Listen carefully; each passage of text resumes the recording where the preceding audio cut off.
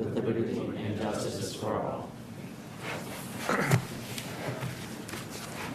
Okay, what I'd like to start by doing is have the great pleasure of introducing two new members of the Board of Selectmen, recently elected within the last 2 weeks, Regina Keene and Chris Nobley. Welcome to the board, and we're looking forward to some really good things to come in the next few years. So, Thank you. Absolutely welcome. Thanks. It'll be great to work with you all. Very great. So that's the first. Now, what I'd like to do is have an approval of the minutes from March 20th, 2017. I believe since there was only 3 of us on the board at that time, there's only 3 of us can vote. So do I have a motion? Mr. Chair, I move the approval of minutes for March 20th, 2017, open session minutes as written. Second. I have a motion and a second. All those in favor? Aye. So that's 3-0 and 2 recusals. Okay. 2 abstentions. Sorry. You got it. Okay. First, under communications announcements, we would like to recognize Jennifer Hughes for winning the Environmental Services and Conservation Commissioner Administrator Award for 2016, Administrator of the Year. Wow. So we have a, well, first of all, why don't you tell us a little bit about it and what the award's about, and The Mass Associations of Conservation Commissions is made up of all the conservation commissions around the state. I think the majority of towns and cities are members. Lots of, the conference is annual, it's big, it's out at Holy Cross, and they have, there's all kinds of consultants, presenters, lots of education going on. And this year, the board here in North Andover and my conservation commission that I sit in my hometown of Ipswich nominated me as both Conservation Administrator and Conservation Commission Chair of the Year. And lo and behold, I won. congratulations. So that was very nice, great honor, and I'm thankful for all of them for that. So what I'd like to do is present you with this certificate of accomplishment presented to Jennifer Hughes in recognition of receiving Massachusetts Association of Conservation Commission Environmental Service Award as Conservation Commissioner and Administrator of the Year, which recognize your exemplary dedication to protecting the environment. Your hard work and commitment on behalf of North Andover are greatly appreciated. Congratulations on your achievement.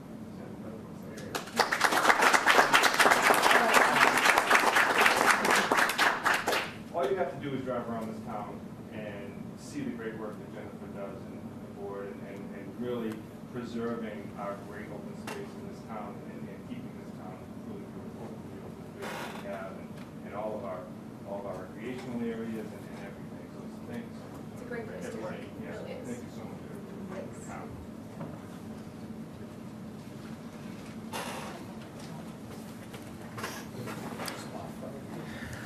Okay. Also, under communications and announcements, we have a few new programs and a few programs that we've run in the past coming up this spring to do with household waste, et cetera, so as a broad level category. The first one will have the annual Drop It and Go, which is a 5th grade town-wide project. So our 5th graders sponsor this project. It'll be Saturday, April 29th at the middle school from 10 to 1. You can donate gently used toys, clothes, books, small appliances, and other household items. For more information, you can go to www.dropitandgo.org. So this is again to benefit the 5th graders, and it's a fundraising effort on their part. So we love our school children, so let's get out there and support them. So again, April 29th at the middle school from 10 to 1. Gently used toys, clothes, books, small appliances, and other household items. And just for your knowledge, all of this information I'm going to read is available on our town website as well. Another one that's coming up this coming Saturday is the annual Household Hazardous Waste Day. It's going to be at the TBI complex up on Holt Road. It runs from 9 a.m. to 1 p.m. Again, the information on the acceptable items are out on the website, but just briefly, if you've got any kinds of pesticides, paints, anything in your garage that you want to get rid of, you bring it to this program. Some items are charged, for instance, televisions, I think refrigerators, things that are larger items, that there's a $15 charge for disposing of them, but it's a great opportunity to get rid of some of that stuff that's clogging up your garage and your basements. Another announcement, the Sear Recycling Center out on Shopman's Pond Road will reopen Saturday, April 15th. No sticker will be required for residents that want to bring out their yard waste, and it will be open until Tuesday, May 16th. The facility is open Tuesday, Thursday, and Saturday from 8 a.m. to 3 p.m., and then contractor stickers will be required from the opening. But residents can go out there and bring any kind of brush, clippings, leaves, whatever. You can bring it out there starting on April 15th. Another one, the annual Earth Day townwide cleanup sponsored by Sustainability Committee, which is one of our town committees, will be Sunday, April 30th from 8:30 to 3 p.m., 8:30 a.m. to 3:30 p.m. Volunteers are needed to look on and to find out where you can be of help. Go out to the town website. And this is, again, is an opportunity to go out, pick up some trash, rake some of the public areas, and really beautify the town. So it's a great opportunity to get some volunteer hours in if you'd like. And I know there's Merrimack College supports it quite a bit, and some of the other large organizations around town. So great opportunity to get out and get some fresh air and do some good around town. And then finally, we'll be having a curbside leaf collection. Will be done May 8th and May 15th. So if you don't have a way of getting out to the Sear Recycling Center and you want your leaves picked up, you can leave them curbside for those 2 weeks, May 8th and May 15th. The curbside collection contractor will be collecting leaf and yard waste placed out in biodegradable bags during those 2 weeks in May. Okay, that's that. One more. All right, so we, as a community, we're the first community in the state of Massachusetts to sign up for curbside textile recycling. So what is textile recycling? So if you've got old shirts, all those old T-shirts and towels and clothing and shoes and home goods such as kitchenware, books, etc., these items are all fall into the textile category. We'll begin curbside recycling of those items starting on May 15th. So you can put those items out to the curb and they'll be picked up and collected, and they will be reused. In most cases, they'll attempt to be reused in some way or fashion. So it's an opportunity, again, to give back, not to just throw them away, but to have them go to some kind of a use. So you'll be getting the first mailer on May 1st. There'll be, this actual mailer will go out May 1st, describing the program and when it begins and what the acceptable items are and some more information. And then you'll get a second mailer, a reminder, will go out on May 2nd. And again, it will have some more information about the various steps to follow for curbside recycling, and again, a reminder of what those items are that are acceptable.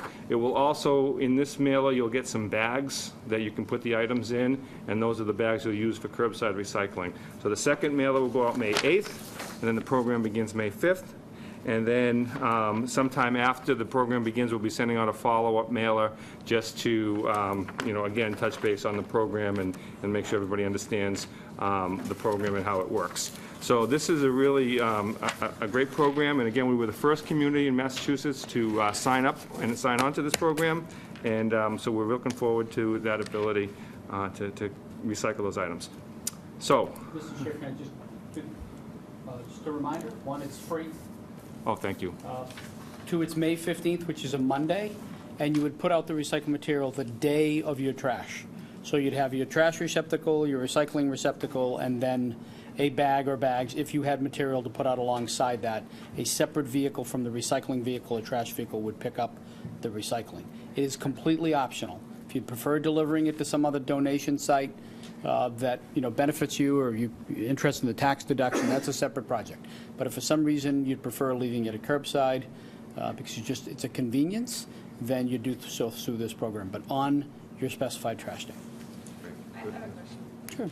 Are these items sold to be reused for not a purpose other than what it was originally intended? Like, for example, I know some places you put a ripped or stained T-shirt because it gets recycled into rags, so it doesn't matter that it's ripped or Yes. stained, as opposed to giving it to a person to wear, where you would not do that because it's ripped or stained. So is this taking ripped and stained things because they sell it for use of rags or It's a whatever? little bit of everything. So the recycling company will attempt to use as much of the product as possible.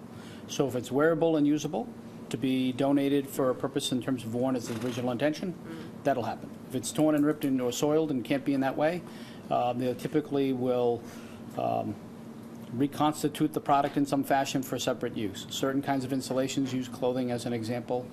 Sneakers would be out there, they use those rubbers and they can have multiple use on the rubber. So they will attempt to use as much of the product in any combination of uses, from its original intention to some kind of environmental reuse, so that obviously they reduce the amount that they then put into the trash. Great. Any other questions on that program? Okay. Now, before I move on to citizens' petitions, I would be remiss if I didn't recognize in the audience tonight Mr. Don Stewart, our former Board of Selectmen. Don, thank you for coming tonight. We truly appreciate the years of service that you gave to this town. We have something special planned for you, so keep in tune. Uh-oh, I think We're we scared him. just wasn't ready tonight, but we'll have something special planned. What's that? Okay. Moving along, but Don, we love you, and thank you for all the years of service you gave this town. It was a tremendous effort on your part. Thank you. Okay, so we'll move on to citizens' petitions. So some ground rules on the citizens' petitions. What I would like to do is give each petitioner 5 minutes to talk to their position. We have a lot of stuff to cover tonight, and that's why I'm limiting it to 5 minutes. So I'd like to give each petitioner 5 minutes to cover their petition, and then any questions from the board will be taken at that time, and you'll have an opportunity to respond to those questions, and then we'll move on to the next one. So again, I'm going to ask Laurie if she wouldn't mind keeping time, like at least a general 5 minutes, and just give me a high sign when we've hit that place. And then, again, we'll have some questions. This will be the only opportunity that you'll have at this point to speak to these petitions. Later in the agenda, we're going to be going through and voting per the Board of Selectmen on either favorable, unfavorable, or take action at town meeting for each article.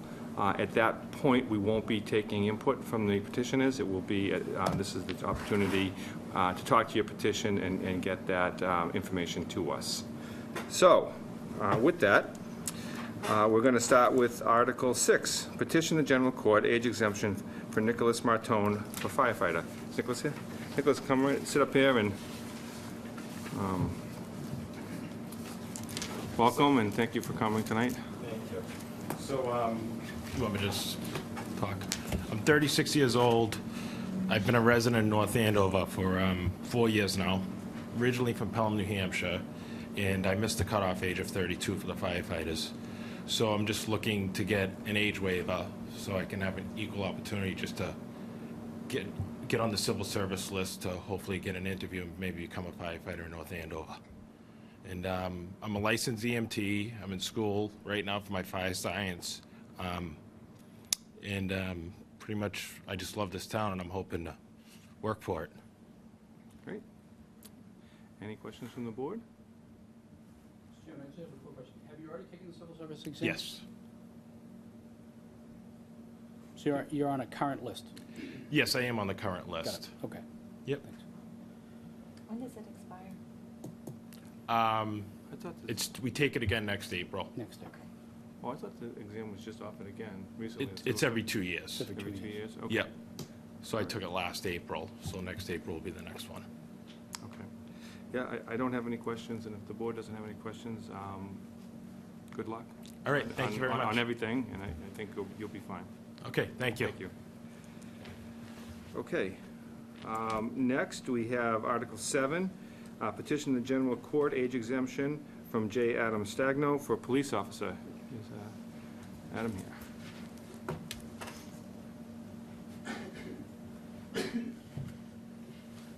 How you doing? Hey. Hi. Can you just give your full name and address? I should have asked you for that, too. Sorry. My name is Jonathan Adam Stagno. I'm a resident of this town for the past 9 years. I grew up in Methuen. I've been on the police exam list for a while, for many years. Now I'm 35. I've been, from my late 20s to early 30s, I'm always on the exam. And now there might be a slight possibility that I could be called for it. And I would just like to have an equal opportunity right now, if I could. Like I said, I work as a dispatcher for the town right now. I've been there for 2 years this May. It's a great job. Just looking for another opportunity, for possible becoming a police officer, interact with people, going around.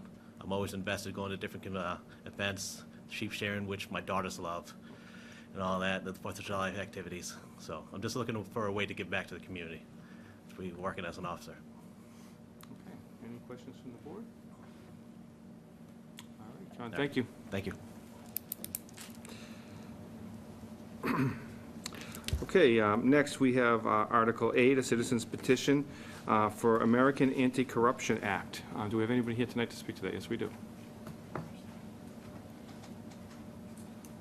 Good evening, and thank you for seeing me, Chairman, Board.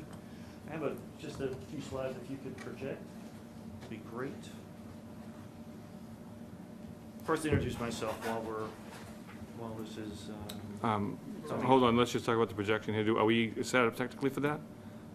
Maybe. Then put on the screen here. Yeah, take a minute to cut it. Yeah, you're good. Just give it 1 minute to cut it over.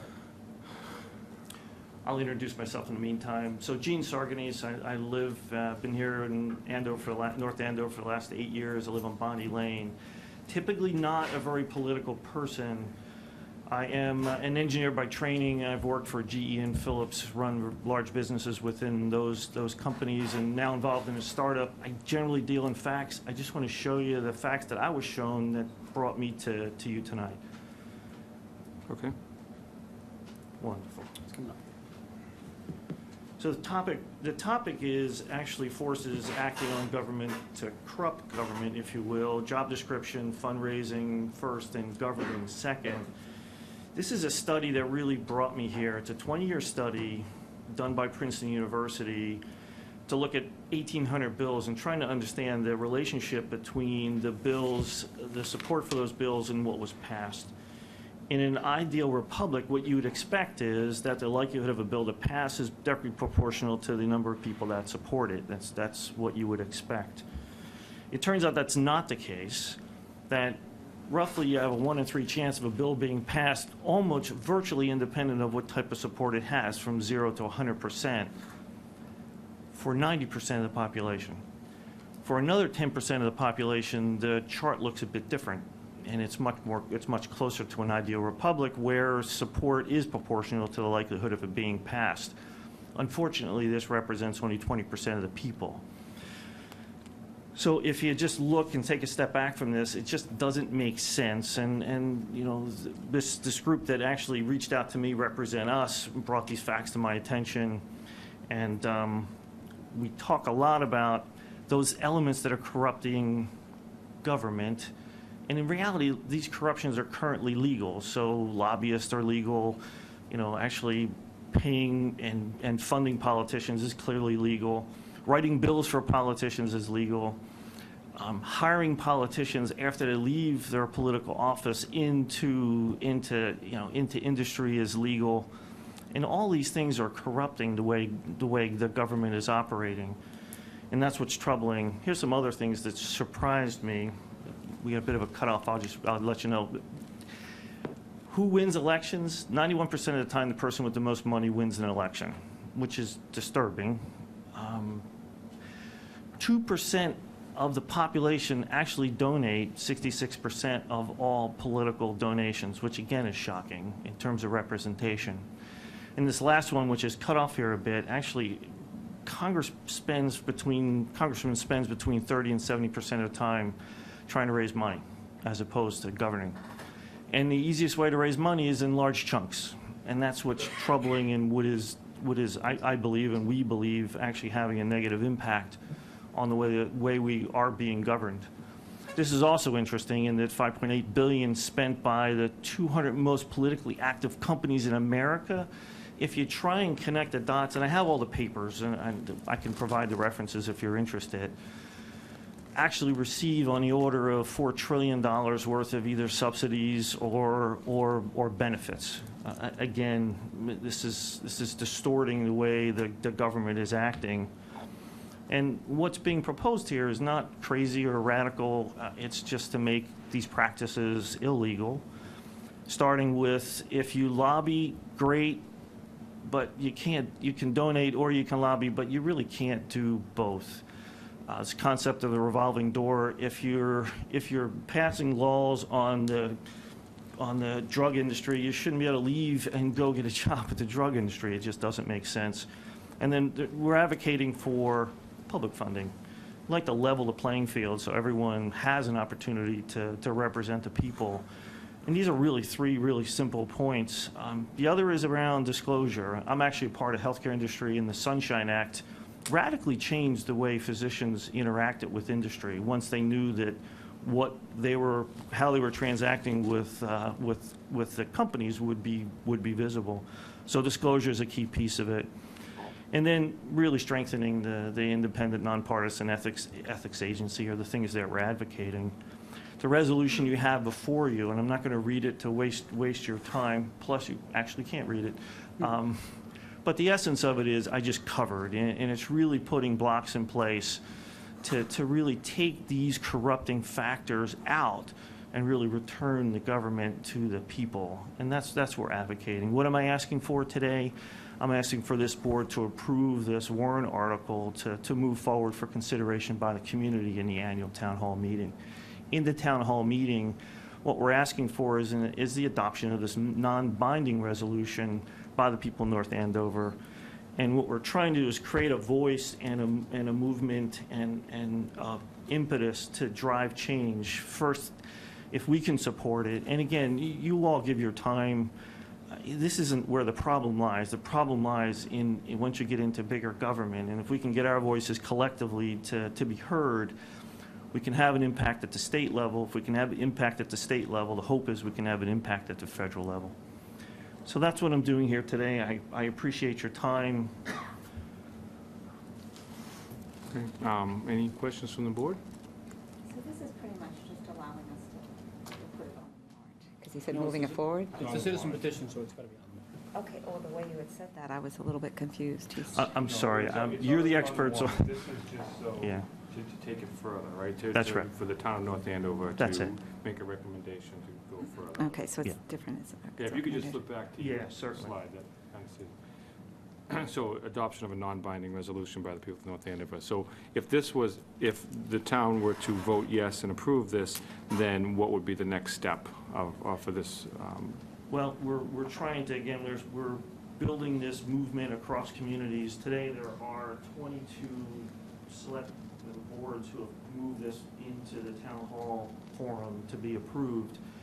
4 have been actually approved within town halls. So again, we're trying to make a statement, and again, the goal here is to influence state government, and then in turn, if we can influence state government, influence the federal government. Do you need the hard text of what that act actually says, word for word? I can't display it here, but I can certainly get it to you. And it's referenced in the, So what's been requested through the citizen petition is that act that we saw most of, yeah, about 2 slides back. yeah. So that is the act? Yes, because citizen petitions are required to be placed verbatim into the warrant. So that is what was provided as the warrant article, and that's how it'll appear. Well, what is can we get the language of what the American Anti-Corruption Act is? Or that is just what the act says, that's everything right there? This is paraphrasing the act. That's what the act says. But I can certainly get you that. I did some research on the act today, and there's a portion that's not reflected in this summary, which was about how votes are cast, and something of if you may vote in sort of a rank order for a public official, because you in effect, if you vote for an unlikely candidate to win, then you're in effect helping the other candidate to win.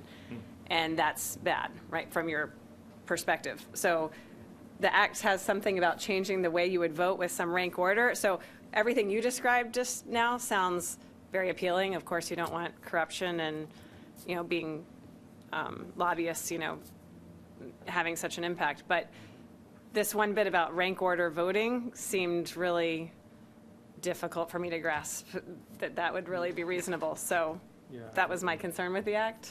And interesting that it's not part of your summary. Can you explain that, what that means, the rank order vote? Because I'm curious now what that means. The resolution we're asking for is as written, and we're not asking to adopt that, we refer to that. I mean, and Represent Us refers to that. It was a document that was written. But what we're asking for in the resolution is exactly what's written in the resolution. So it would not include commenting on this rank order voting. But if this was passed, would it then encompass that as well? Would it encompass that rank order voting as well? So what I'm asking is a yes vote by the town of North Andover says, okay, this is the act, but the act also includes this other portion that no one was told about or educated Or on. will we be lumped in with the other communities where that is part of it? I think that's, Well, every community and the language around each community that's considering this is the same. So what's in front of you in the warrant is the language that's being used across the communities. And the draft, and I emphasize draft, it's draft legislation that was put together to try and create this framework is just that. That would have to be considered on its own. But this is a statement that the community supports this, if you will, the acts of removing corruption from government. I noticed that you listed just different organizations. Is there any that you have not listed that would be exempt? Lobbying groups or whatever. Is there any organizations that No. nothing would be exempt? So As far this as would I know. apply to union organizations, everybody across the board? It should apply to all. It should apply to all. Again, this tries to level the playing field. But that's my concern. If there's something that we're not seeing, I think we're all in support of being against corruption. Nobody. Yeah. But my concern is as you have stating that, well, this applies to North Andover and it's just a draft. I would hate to have us support something to find out that we've just got a big surprise, something that none of us would have wanted. I'm being perfectly honest with you. It is a little bit confusing and now telling us that this is the draft, but other communities might not follow it or that they're going to change it after. So they take our vote of support and then change it. Yeah, the support we're looking for is for the warrant, the resolution. That's what we're looking for. And it addresses these elements, and let me drop out of, just change this so you can actually see this.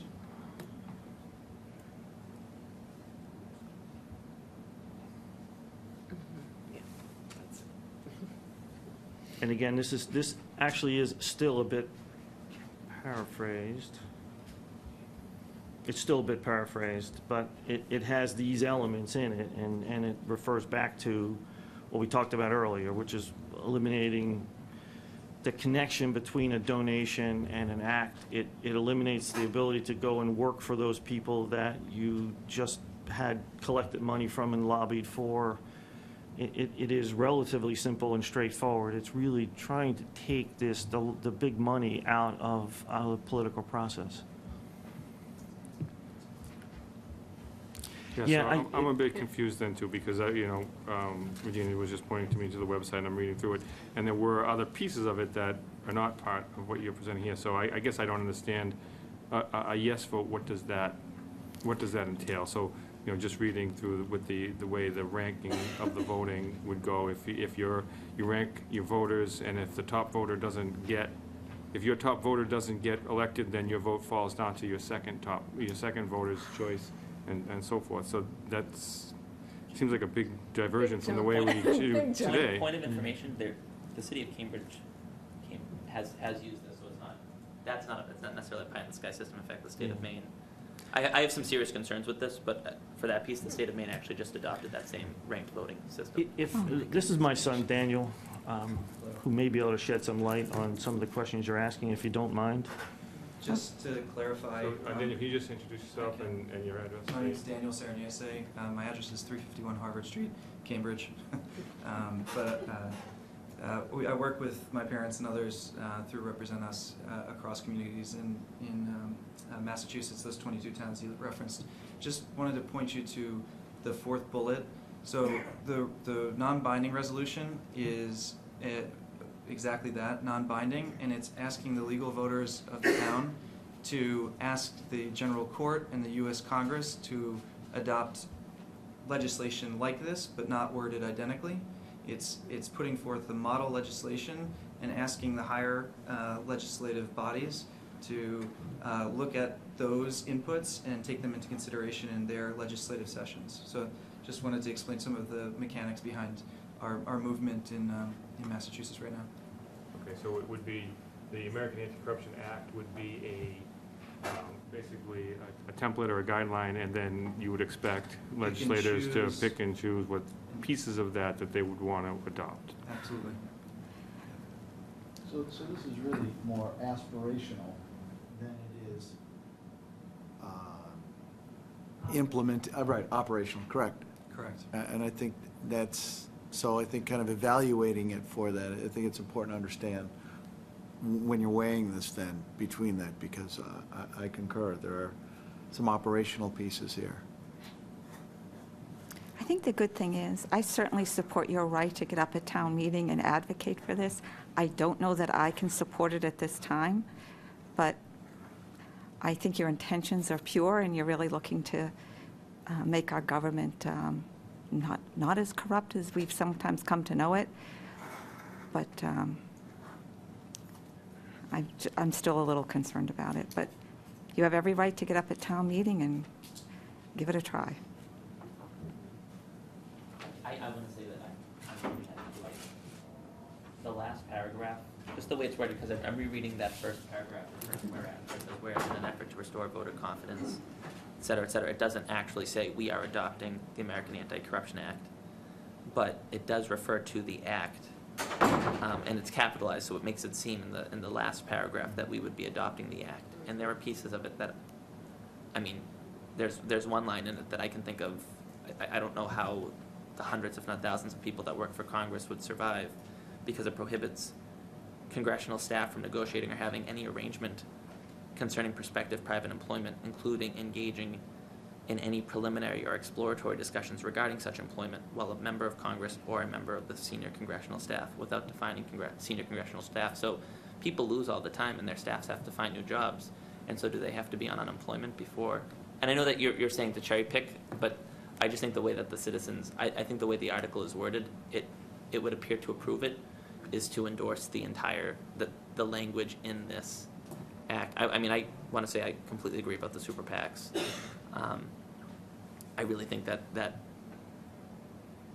a lot of what you wrote down in the paraphrasing is worthwhile. My thing is the pieces that aren't mentioned in the paraphrasing but are mentioned in this act. And again, it's worded in such a way that endorsing this article would appear to me to be endorsing the act as written, if you were to Google it. That's not the intention. This is aspirational, and it should be represented as such. So I don't know what the process is, but if it means rewording, because I'm certainly not trying to misrepresent. We really want this to be aspirational at this point in time, just to get our voices raised and have people pay attention to this meeting. With respect to the process, it is what it is at this point. It'll appear in the warrant articles this way, but you have the opportunity at town meeting to amend it, I'm assuming, right, and to make changes at the.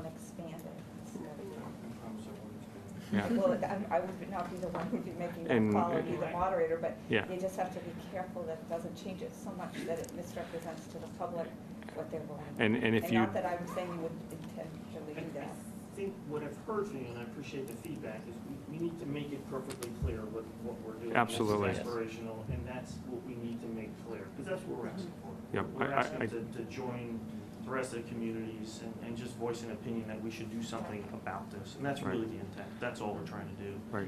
Just make a suggestion, if there's an interest at some point, when it appears in the warrant that you're going to propose an amendment, if you can get us that amendment in advance, I'll be able to at least give you some preliminary feedback of whether or not it fits within the four corners of the original document and may be allowed by the moderator. I appreciate that. Yep. And perhaps that's another option, is to reach out directly to the town moderator. Yes, he will definitely It's easier direct if you use you. this as a funnel, but it's going in the same spot. It's getting to the moderator.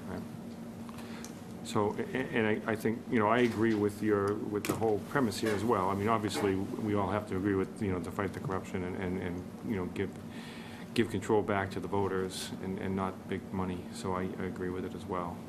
So I just think we need some more information and make sure, we understand clearly what it is we're voting on. So, all right, any other questions from the board? Thank you. Thank you both for your time, appreciate it. Thank you very much. Okay, next we have Article 9, amend the zoning bylaw section 8 for medical marijuana treatment facilities. If you could come up and introduce yourselves and addresses. Good evening. My name's Tom Lee. I am a North Andover resident. I live at 96 Woodcrest Drive. I've lived here since 2002. Dan Leary, 26 Andover Street. So, I know we're going petition by petition, but if it's allowable, we have three petitions. I have three petitions that I think we can discuss all together, because they all cover the same thing, if that's okay. Okay, so we'll expand that time to 15 minutes then, if you're going to cover all three.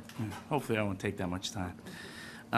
So there's three articles here, or three petitions. One is 9, 10, and 11, as they're laid out. The first one, well, let me back up a little bit. All three of them together will basically allow the property at 1600 Osgood Street to be zoned for medical marijuana, specifically for cultivation. The first of the articles amends the existing zoning for the medical marijuana overlay district in the town to basically be moved to that property to cover the existing structure of the existing buildings on the property, which is actually laid out in a map that we've supplied with this warrant.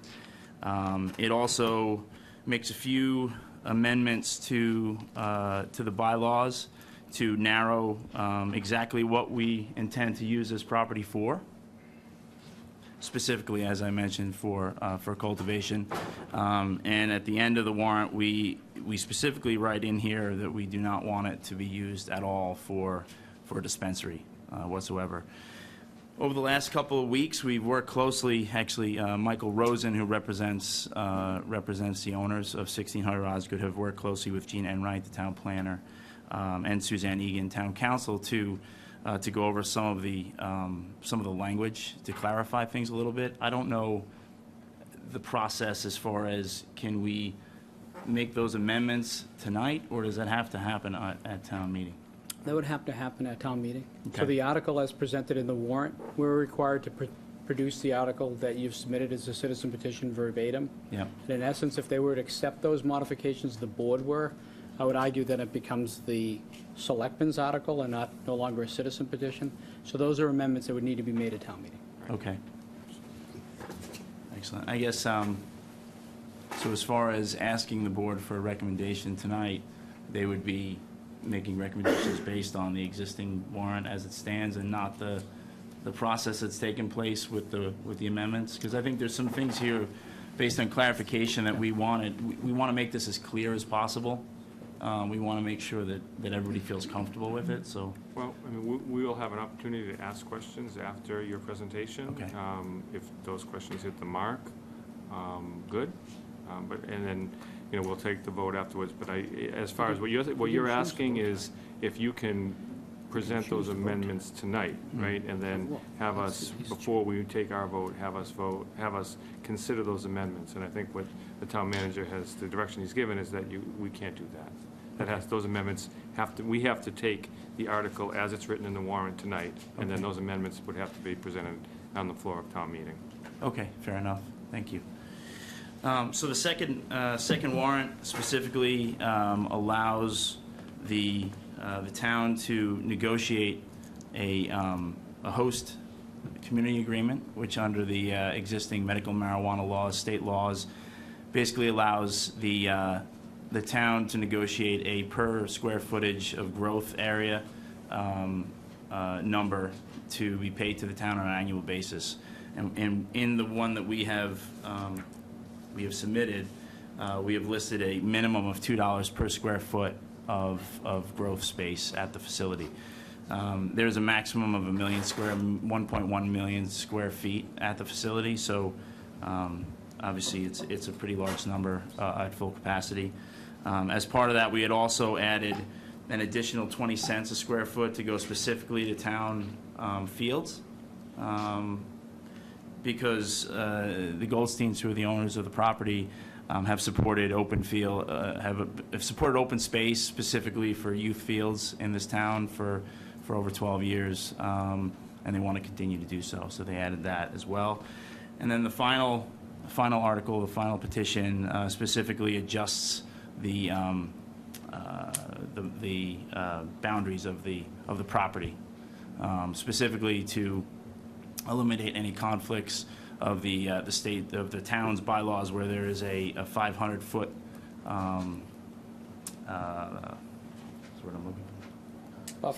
buffer, thank you, between any locations where children congregate. So by changing those boundaries, that would eliminate that concern. Okay. I guess I'm open for questions. Dan, anything to add to that? You're way under your 15 minutes, so you have an opportunity if you'd like. I'm sorry, I have nothing to add to that. Yeah. Okay. All right, thank you.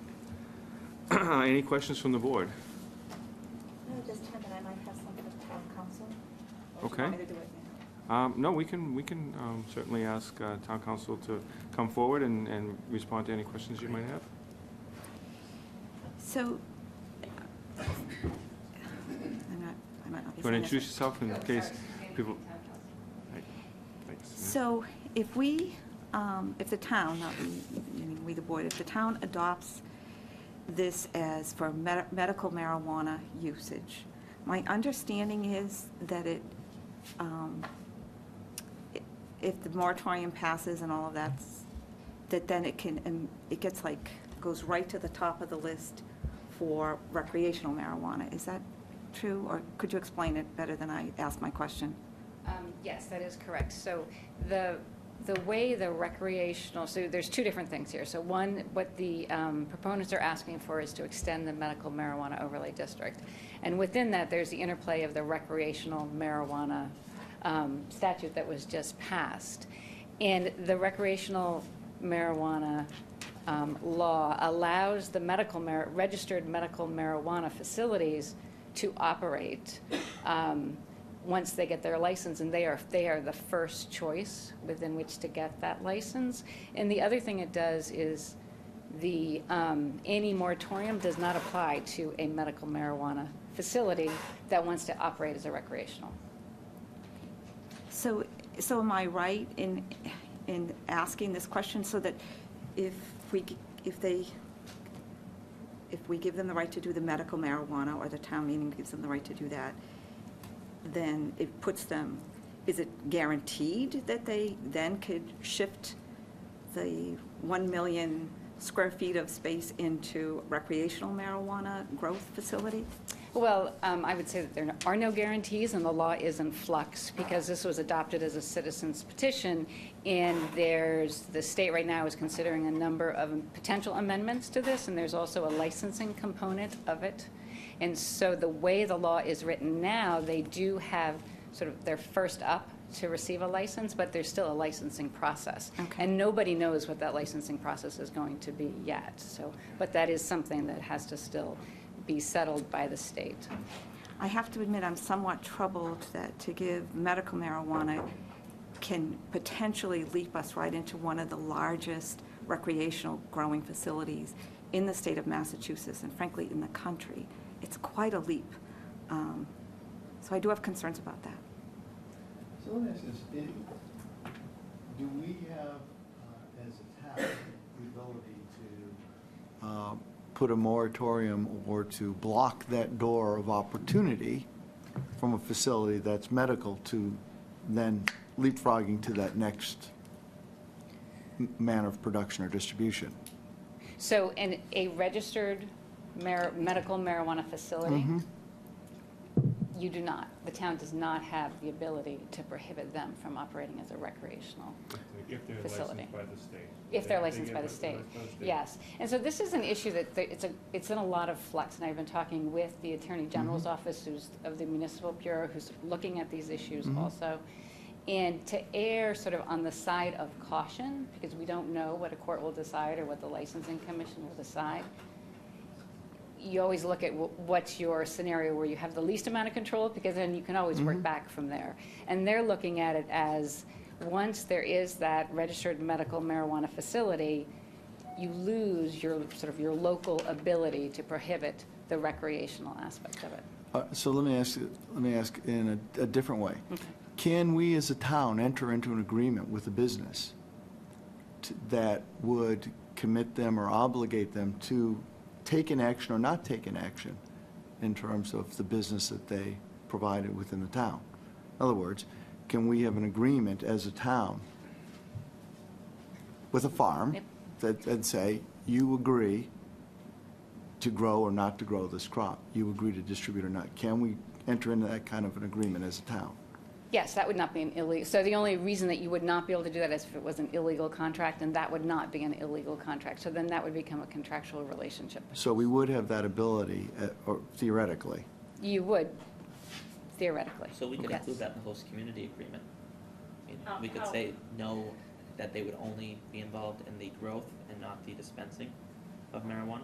Well, can I speak? So we, just to be clear on the first of it, it's a warrant article 9. We have specific language in there that would eliminate any dispensary on the property, and we've added language that we will bring up at town meeting that specifically says that we will not have a dispensary on that property, and we clarified it a little bit because there was some concern about what constitutes a facility, and the way we reworded it was to say that the encompassing facility, so any facility on that property altogether, if it's over 20,000 square feet in total, that we can't have a dispensary. And from what I gather, and town council might be able to clarify on this, from what I know, the moratorium would cover everything that we already have a license for. So if we don't have a license, if we don't have the ability to have a dispensary on the property under the medical zoning, then the moratorium would then basically eliminate the dispensary for us for recreational. So in effect, the only thing we could do with the recreational laws, if the owner chose to do so, is to grow marijuana for those purposes, but they wouldn't be able to have a dispensary on the site. I'm confused why you're talking about a dispensary, because I thought the dispensary was never in. No, that's what I'm saying. Because my concern is when we're talking about recreational, that there's a concern that there's a dispensary, and that is completely off the table for us as far as we're concerned. Because, just if I can, we went from a conversation about what does approving medical mean to recreational, and we've moved back to the bylaw. So just a suggestion, and listening and trying to follow along myself, the question would be, are there more questions about what it means to recreational if medical is approved, and then move on to questions? Because I think people sort of lose track of the dialogue a little bit. I thought where Selectman Nobley was going was that you were going to ask if we could put an agreed-upon moratorium on them not growing recreational marijuana at that facility. But it somehow morphed into dispensary, but I thought you were going that way. Okay. So shouldn't the direct question be, do you plan on growing recreational marijuana if you get a medical license? If you were to get approval, on the medical on 1600 Osgood, and you there were in the line somewhere, because you went through the licensing process for medical, is it the intention of the owners of Osgood Landing to cultivate, to stick with cultivate for now, it gets confused, to cultivate recreational marijuana at some point in the future? So their, Keep on going like this, but Yeah, yeah. as you just asked. no, I mean, their plan and everything that's covered under these warrants is specific to medical marijuana. You know, is there a potential down the road, because of the ability to scale within this facility, to add potentially recreational down the line? Sure, but that's not their intention. They're- But here's a difficulty with the dots. The dots are, if you're assuming, when we start with the money, it distracts the conversation. Yeah. This is a completely integrated process. So Yes. if you go on to medical, you're going to be allowed 2 dispensaries, and the cultivation only to support those dispensaries. And you don't need 1 million square feet of growth space to support 2 dispensaries. So it's important that you separate those. If this Yes. is a medical discussion, we shouldn't be talking about 1 million square feet, because you don't need 1 million square feet to support the dispensaries. It's where the conversation starts to get choppy and creates a lot of confusion for the public. Yeah. If this is medical, then you should know, I don't know what the largest cultivation site is for medical, but 40,000 square feet, maybe in Amesbury, something like that. If that's the conversation, that's the conversation. But it's hard to then mix that and talk about 1 million square feet and $2 a square foot, when that is not about medical. It can't. And so Dr. just be careful. Goldstein did say that they have every intention of doing recreational marijuana. So that's what's a little bit confusing. And this is honestly, Yeah. and we will then open the door for that to happen with the recreational, and people just need to be aware of that. Yeah, these are all fair. I mean, this is why we're sitting here. So I don't want to sit here and say that is absolutely never going to happen, because it would be disingenuous. But what I can say is there are several opportunities that don't include growing recreational marijuana that could fill that facility for other uses that have to do with medical research, that have to do with, you know, there's a whole host of things that we can do. The demand of medical marijuana in the state is going to increase. It's going to continue to become greater. And we want the ability to scale, like any business. So, you know, that's why I'm not sitting here saying that it's absolutely going to be 1 million square feet. What we want is once you zone this for this, we really can't use the rest of this manufacturing facility for anything else other than this. So our intention is to have that ability to scale. We don't know what the future holds. You know, the demand for medical marijuana is going to increase, and you know, when other states start to adopt this, there could be potentially opportunities to deliver this to other states. So to have that ability to scale within this facility is critical. And any business owner, and regardless of what the business is, I own my own business. I have 80 employees in Boston and Los Angeles and New York. And every time we realize we're going to have a growth spurt, which we do, luckily, often, we have to find space for it. We have to find space for people. And so as a business owner, I understand that. I understand the importance of having a space. It's very difficult for something like this, where you can't just open, you know, we don't just have loose zoning laws where we can just open up another facility here, another facility there. We have one spot that's perfect for this. It's on the outskirts of town. It's been 12 years where it's sat empty. We finally have an industry that's in its infancy right now. And the potential for this industry is humongous. And for me, the reason I got involved with this as a resident is because I see this opportunity for my town, for my young family. This isn't something that's going to damage our town, that's going to erode the infrastructure, which or the fabric, which I heard somebody say once, which is, I think, ridiculous. This is something that's going to bring money to our town. It's going to bring jobs to our town. They're not going to sell this product in this town. You know, for me, to have this building, it's perfect for this. It's an industry that's going to make this town a lot of money. And I want that for this town. Then, Mr. Lee, I agree with you. I don't think that there's any concerns from my end about eroding the fabric of our community. But when you came before us, before we talked about there being many different angles to this issue, that you might find there are two people who are both passionately opposed, and one might have to do with marijuana and one might have to do more with community and economic development. I don't know if you mind. I mean, when you last came before us, you left with unanswered questions, and we had talked about you coming back and answering them. Yes. I'd be remiss if I didn't acknowledge the question that our former colleague, Selectman Watson, asked, which is what your plan was long-term for water for the site if this got approved. So what happens is that, I guess my first question is, what's the estimate for the amount of daily usage of new water, and where's that water coming from? Yeah, so, yeah, that's a great question, and I do have an answer, and it was great, the feedback that we got that night, because we did go ahead and we did find the answers. So, the owners have already identified a company that will build a rainwater collection facility on the roof of the building, that we collected in a basin that already exists on the property. They've also identified 5 wells, have tested those wells. All 5 of those wells have been approved for usage, for this usage. Those wells will be used as a backup. And with ample, I mean, the number is staggering how much water those wells can produce. We should have the exact number But right you said now. the wells would be used as a backup to As the a rainwater backup to collection? the rainwater collection, What's correct. the estimated, I guess, generation of rainwater from that site? For instance, let's use last summer, which sounds like it may be more of a frequent occurrence. What would it have generated last summer? Would you have had to use the backup? So the wells that have been permitted for past uses were calculated 450,000 gallons per hour of potential source. There's going to be no shortage of water that can be drawn from the property if it can't be collected from the roof. Okay. So, yeah, the only water that would be used at the facility from town would be for potable uses, typical potable uses for any building in town for, toilets and sinks and things.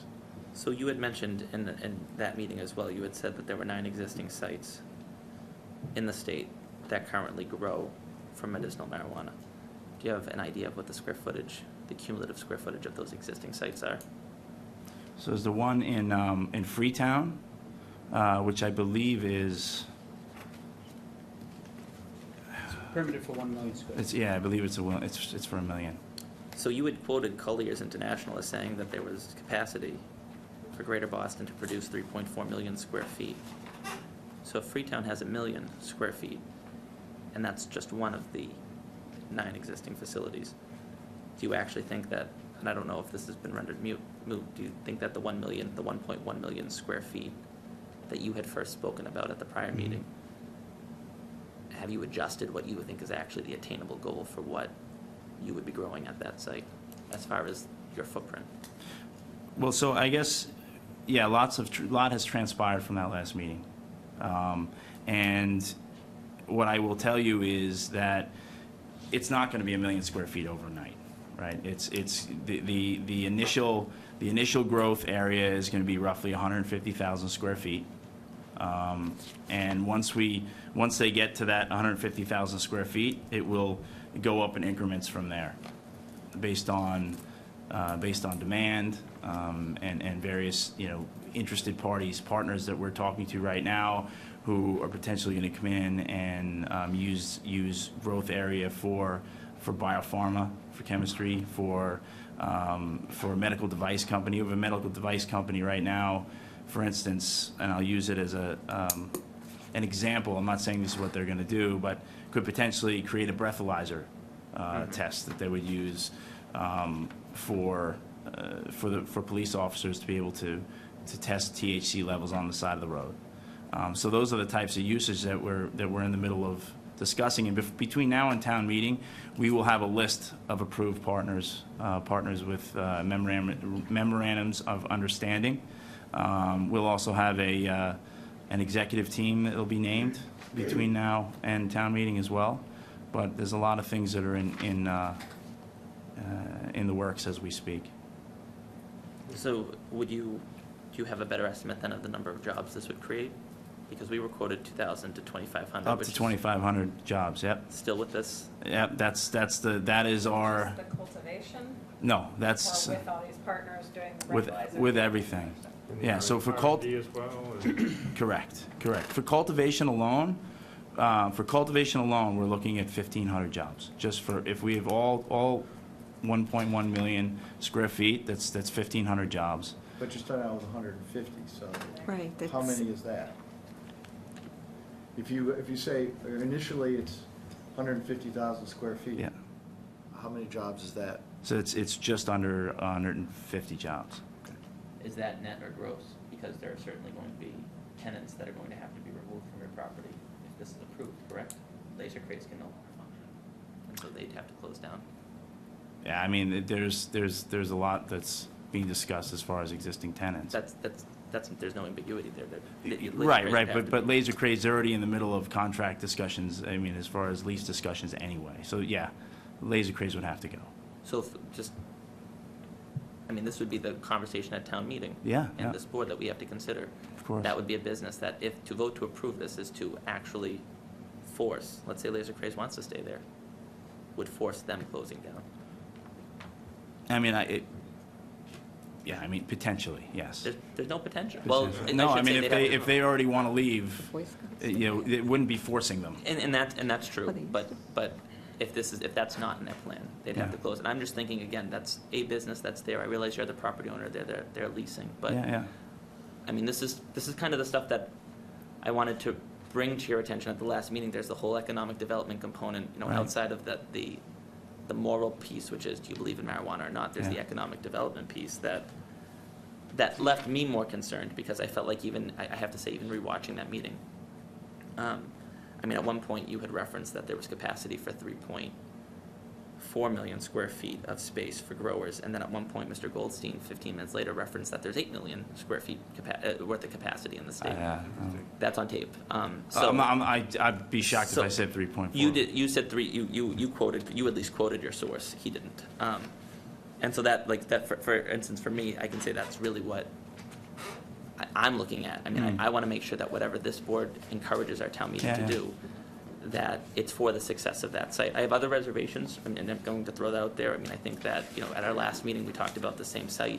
We talked about not changing any of the zoning or recommending any type of changes, because we wanted to wait until we wanted to see what the master plan process produced and offer us some guidance, because it has sat there for a dozen years. And I know this board at the time, and it was a little bit different of a board that last meeting, but we chose to go that route of just casually suspending or what would be the correct word I'm searching for?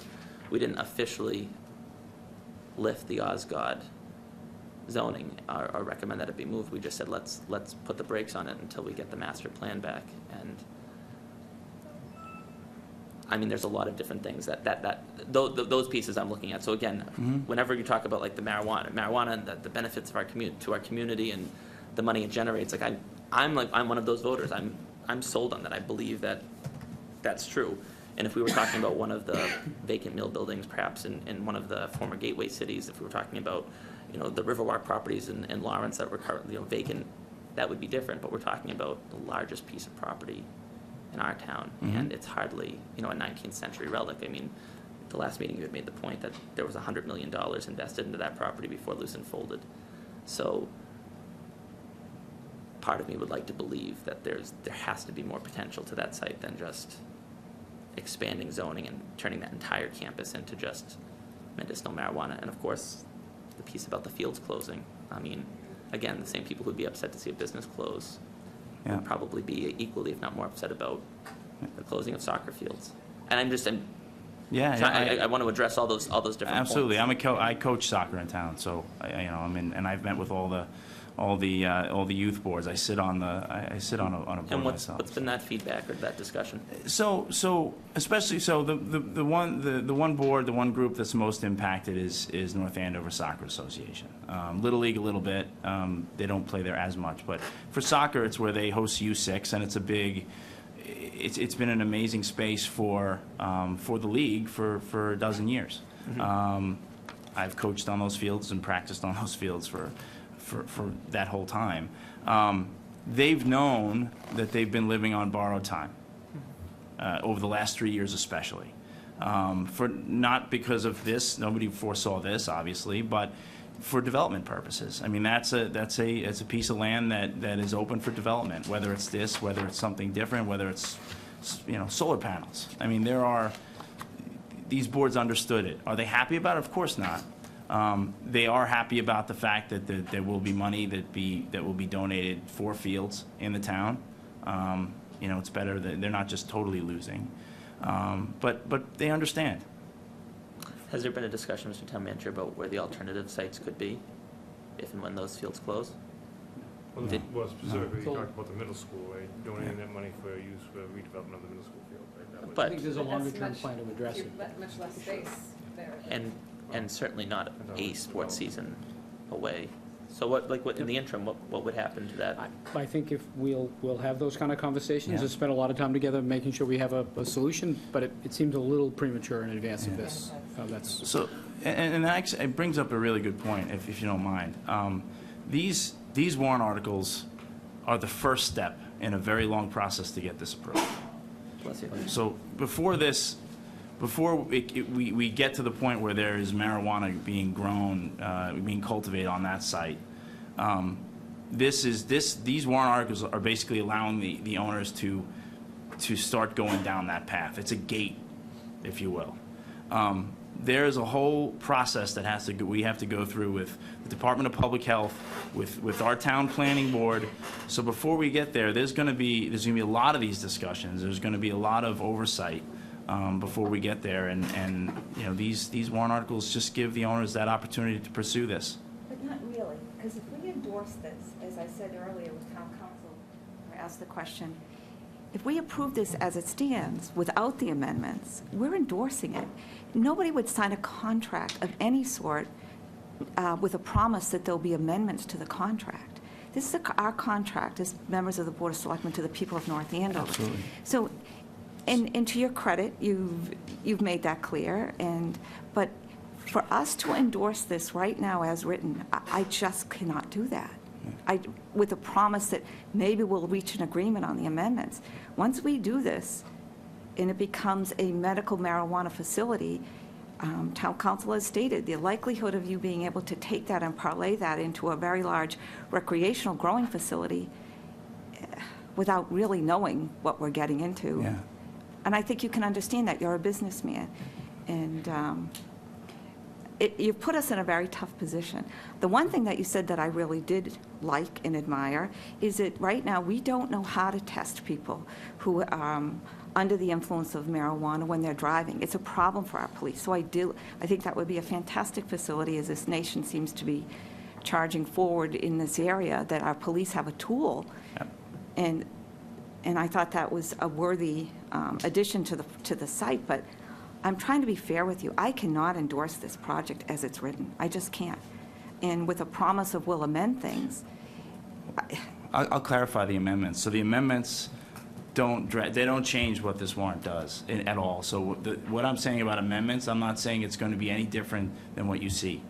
The amendments there's specifically clarifications based on conversations with wording, just to kind of clarify things a little bit more. The substance of these warrants, it doesn't change them whatsoever. So I'm not making any promises that this is going to be drastically different. These are But it does leap you specifically into, semantics. it does give you a head start or a better position to develop one of the largest recreational marijuana cultivating facilities in the state of Massachusetts and the country, and that's very troubling to me. so Jimmy, can I just, I know I'm done. Because there was a question for council that I think sort of risen out of this, and I want to make sure that we all have the same answer. So, one, before a facility proceeds, is there a requirement for the selectmen to notify the DPH of their support of a project?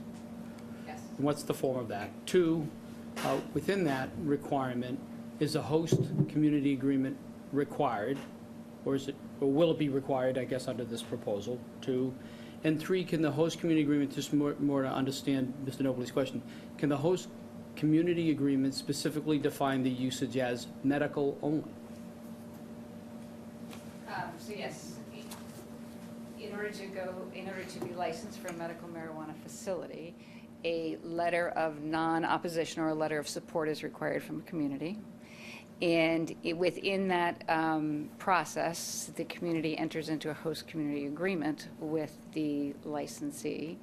And within that agreement, you can set forth the different terms and conditions of the use of that building, of that facility. So, I think another important aspect of this is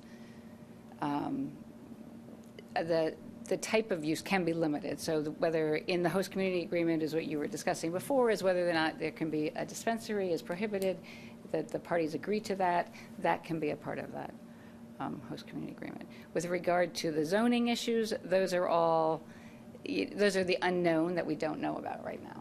But in terms of the parties' relationships. So one more, just again, more for Yep. everybody's benefit. The article proposed, the specific zoning article proposed, is it strictly adding 1600 Osgood to the existing zoning? Or is it attempting to make other zoning changes beyond just saying, we're going to cut and paste this zoning to this site? I would say that it does not cut and paste. There are changes to the medical marijuana overlay district that have been included in this bylaw. So it's not a cut and paste. So those are the things I would advise you, for whatever it's worth, those kinds of items beyond your philosophical, wherever you are philosophically on the concept is one thing. I would suggest, and it's in regular practice as it relates to those kinds of things, that you wait for the planning board to weigh in and you get the planning and legal analysis. So certainly the board can do what it chooses as it relates to the concept here, but if the decision is, if there's an interest in favorable, I certainly would also then would want you to have the benefit of the information from the planning and zoning analysis. My follow-up question, what is the actual legal analysis that's still being done? I mean, what would we expect as an output from that analysis? Are we going to get some kind of a report or some kind of a document? Help me. So and Mr. Simons is here too, and maybe Yes. he can talk to the planning board's Right. process. But So I'm going to go to the planning board meeting on the 18th and go through a detailed analysis with the planning board. And I would, out of that, there'll be a report that will be written. And I can also provide a legal analysis of the zoning, proposed zoning bylaw, if that's what you would like, a written legal analysis of it. But I'm anticipating that that will occur within the planning board's review of it. okay. So what the board really would want to see, Mr. Chairman, is the legal analysis, which again is matching this up to the state statute, Right. right? Versus a planning or Right. land use perspective, which is really our staff with the planning board saying, this is the immediate and collateral impact of making the changes to the bylaw. How does it affect other properties around it? How does it change the bylaw as well? Right. So essentially, we don't have yet all of the information that is coming from the town's boards. We don't have everything in front of us yet. Exactly, right. so- So, right, there is a land use component to it, and then there's just the legal aspect, which is looking at each sentence and saying, what's the effect of this sentence, and how does it match up with the existing bylaw and the existing state law? This might be a question for all three of you. In general, how do the finances behind this work? If we get into a host community agreement, you're paying us with money that's kept in a bank, and that may sound goofy to say, but I mean, I know that this is still federally illegal. No, not within the Right. state, it's not federally legal. It's legal within the state, so it's a general fund revenue. So for them though, for you to be able to operate, is it just you can deposit into any bank? Does it have to be based in Massachusetts? Cash. We've identified a bank that will deposit the money. And they just, It's a state chartered bank, and they will handle the money for us. And it's not, again, since it's a cultivation facility, there's no money changing hands. it's more just a general, it is Yeah, really yeah, just a so yes, general, we have a like, bank that will be handling the like how money. that works. And then they write a check, and there's been no history of any type of issues with other sites in the state when it comes to collecting money or revenue, or, because I think we had talked about it being a mostly cash business last It's time, all right? in state. Well, I think for the dispensaries. Yeah. The dispensaries are. But is it mostly cash for you guys as well? No. It wouldn't be, it would be, Yeah, I mean, just like any other business. okay. Could be locally chartered. So I have a question. We've talked, obviously, prior to this, and I've asked you some questions around trash and security and lots of things, and I appreciate the answers you gave me.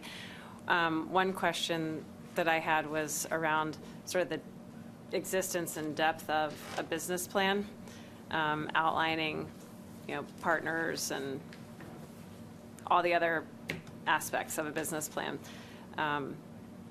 Do you think you'll have a business plan by town meeting?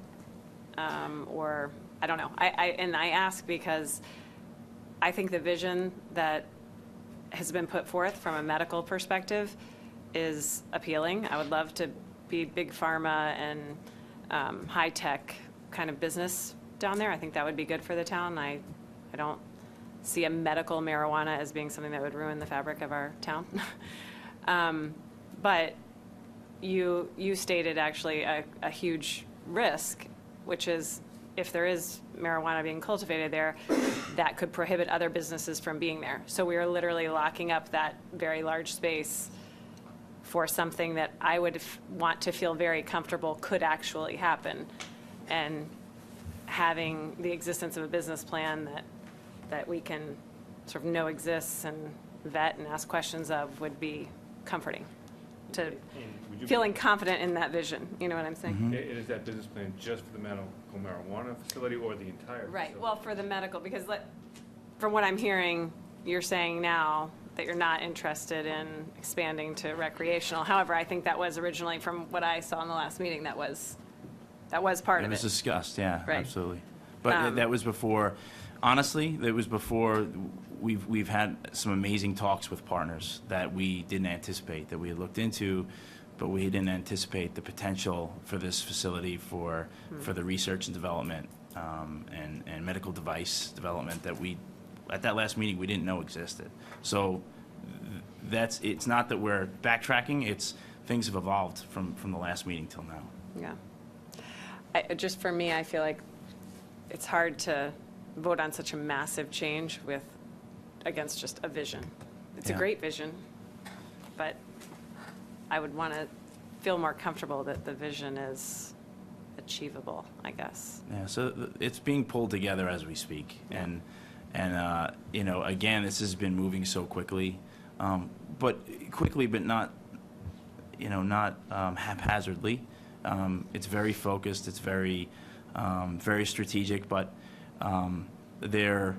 because it's such a new industry and it's new to the owners, there are a lot of opportunities that have been presenting themselves over the past 2 months for them, and leading them in the path that they initially started down. I mean, because the truth of the matter is you know, Dr. Goldstein is an oncologist, and he moved to Israel 3 years ago to work to take up residency at Sheba Medical Center. And while there, he realized that he wasn't prescribing opiates. And I know at that last meeting we discussed this a little bit, but just for everyone else's benefit, he saw the benefits, the amazing benefits of this plant, and realized that we're just scratching the surface of the different compounds, the hundreds of compounds that this plant has that can be used for medical uses.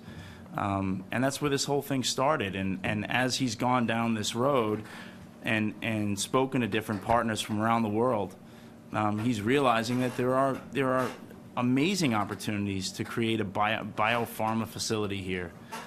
This isn't just going to be, I think, a farm. It's not at all. They're going to cultivate a plant that has amazing medicinal uses and that are just being discovered. And he wants to dig further. He wants to find out what we can do here. And this is going to be a manufacturing facility. This is going to be, biopharma facility. I mean, I think the opportunity here for this, again, I think is huge, and that's why we've gotten away from talking about recreational potential, and we're talking about all these other uses in this facility that will come from the cultivation of this plant. You're looking at it from up here, and I agree with you. I think that many of us do. I mean, that's exciting if everything you're saying comes to fruition. But we need to get it down to ground level, because we have in a month, we have to, Yep. you have to go in front of town And meeting. I wanted to say, I agree with what Selectman Keene said. I'd want to see a plan, because there was one sentence said at that last meeting that drives home why I appreciate the big picture view of that site, but we need a plan, and that was when we asked about residential housing at that location, the response that Mr. Goldstein gave was, well, who wants to look at an industrial facility and smokestacks? I mean, I listened to that again, and I still cringed, because I'm like, those existed when you asked to put residential there. So, but that was when we were talking big picture, and even then there was a plan. So if there's a plan, I mean, I could see this community being very attracted to a plan and the step-by-step how we get there. Yeah. Right, and I think it's, obviously up to the petitioner to do the due diligence to present that plan and to present that information. I know you published a website recently, I'm assuming. You sponsored the website. Yeah. I think, that website, although it's a good step, I think it needs a lot more information out there. I think it was a little sparse in providing information. If I was a voter of North Andover and I wanted to know, what the plan was, what the facility was going to be doing, I think that it lacked some of that information. And I really think it's the due diligence of you guys to get that out there. And, maybe I'll throw this out there. Maybe we're rushing this. Maybe you're rushing this into this. You said from the last meeting until now, you've already discovered so many other things, and you really, you're pushing this to get to the town meeting. Maybe you want to take a step back and think, we've got legislation to go through, we still got state laws that are being developed. Right. As Selectman DiColigiero said, we also have economic development concerns as to what will this do to really one of our last major sites in town that's dry and usable is Aussie Properties. So there's a lot. There's a lot to contend with. I'm sorry to interrupt. No. I guess the message I'd give to our fellow voters in town and to the selectmen, in 2007, we used to drive to, I don't know if we drove to Walmart, or we drove to buy our diapers, but you don't drive any place to buy diapers anymore. Back in 2007, the world looked different. It's very different now. Since 2007, there's been a UMass study that said, maybe the best use for that site, that's one of the few remaining industrial sites we have in the region, and it could probably be best utilized if it was kept that way. And we've got that on record. There was a great study. That might be what comes out of the master planning study in the future. We don't know. But having been, I've started a few businesses down there, and it's a great site. It's an industrial site. It's a site that needs an industry, though.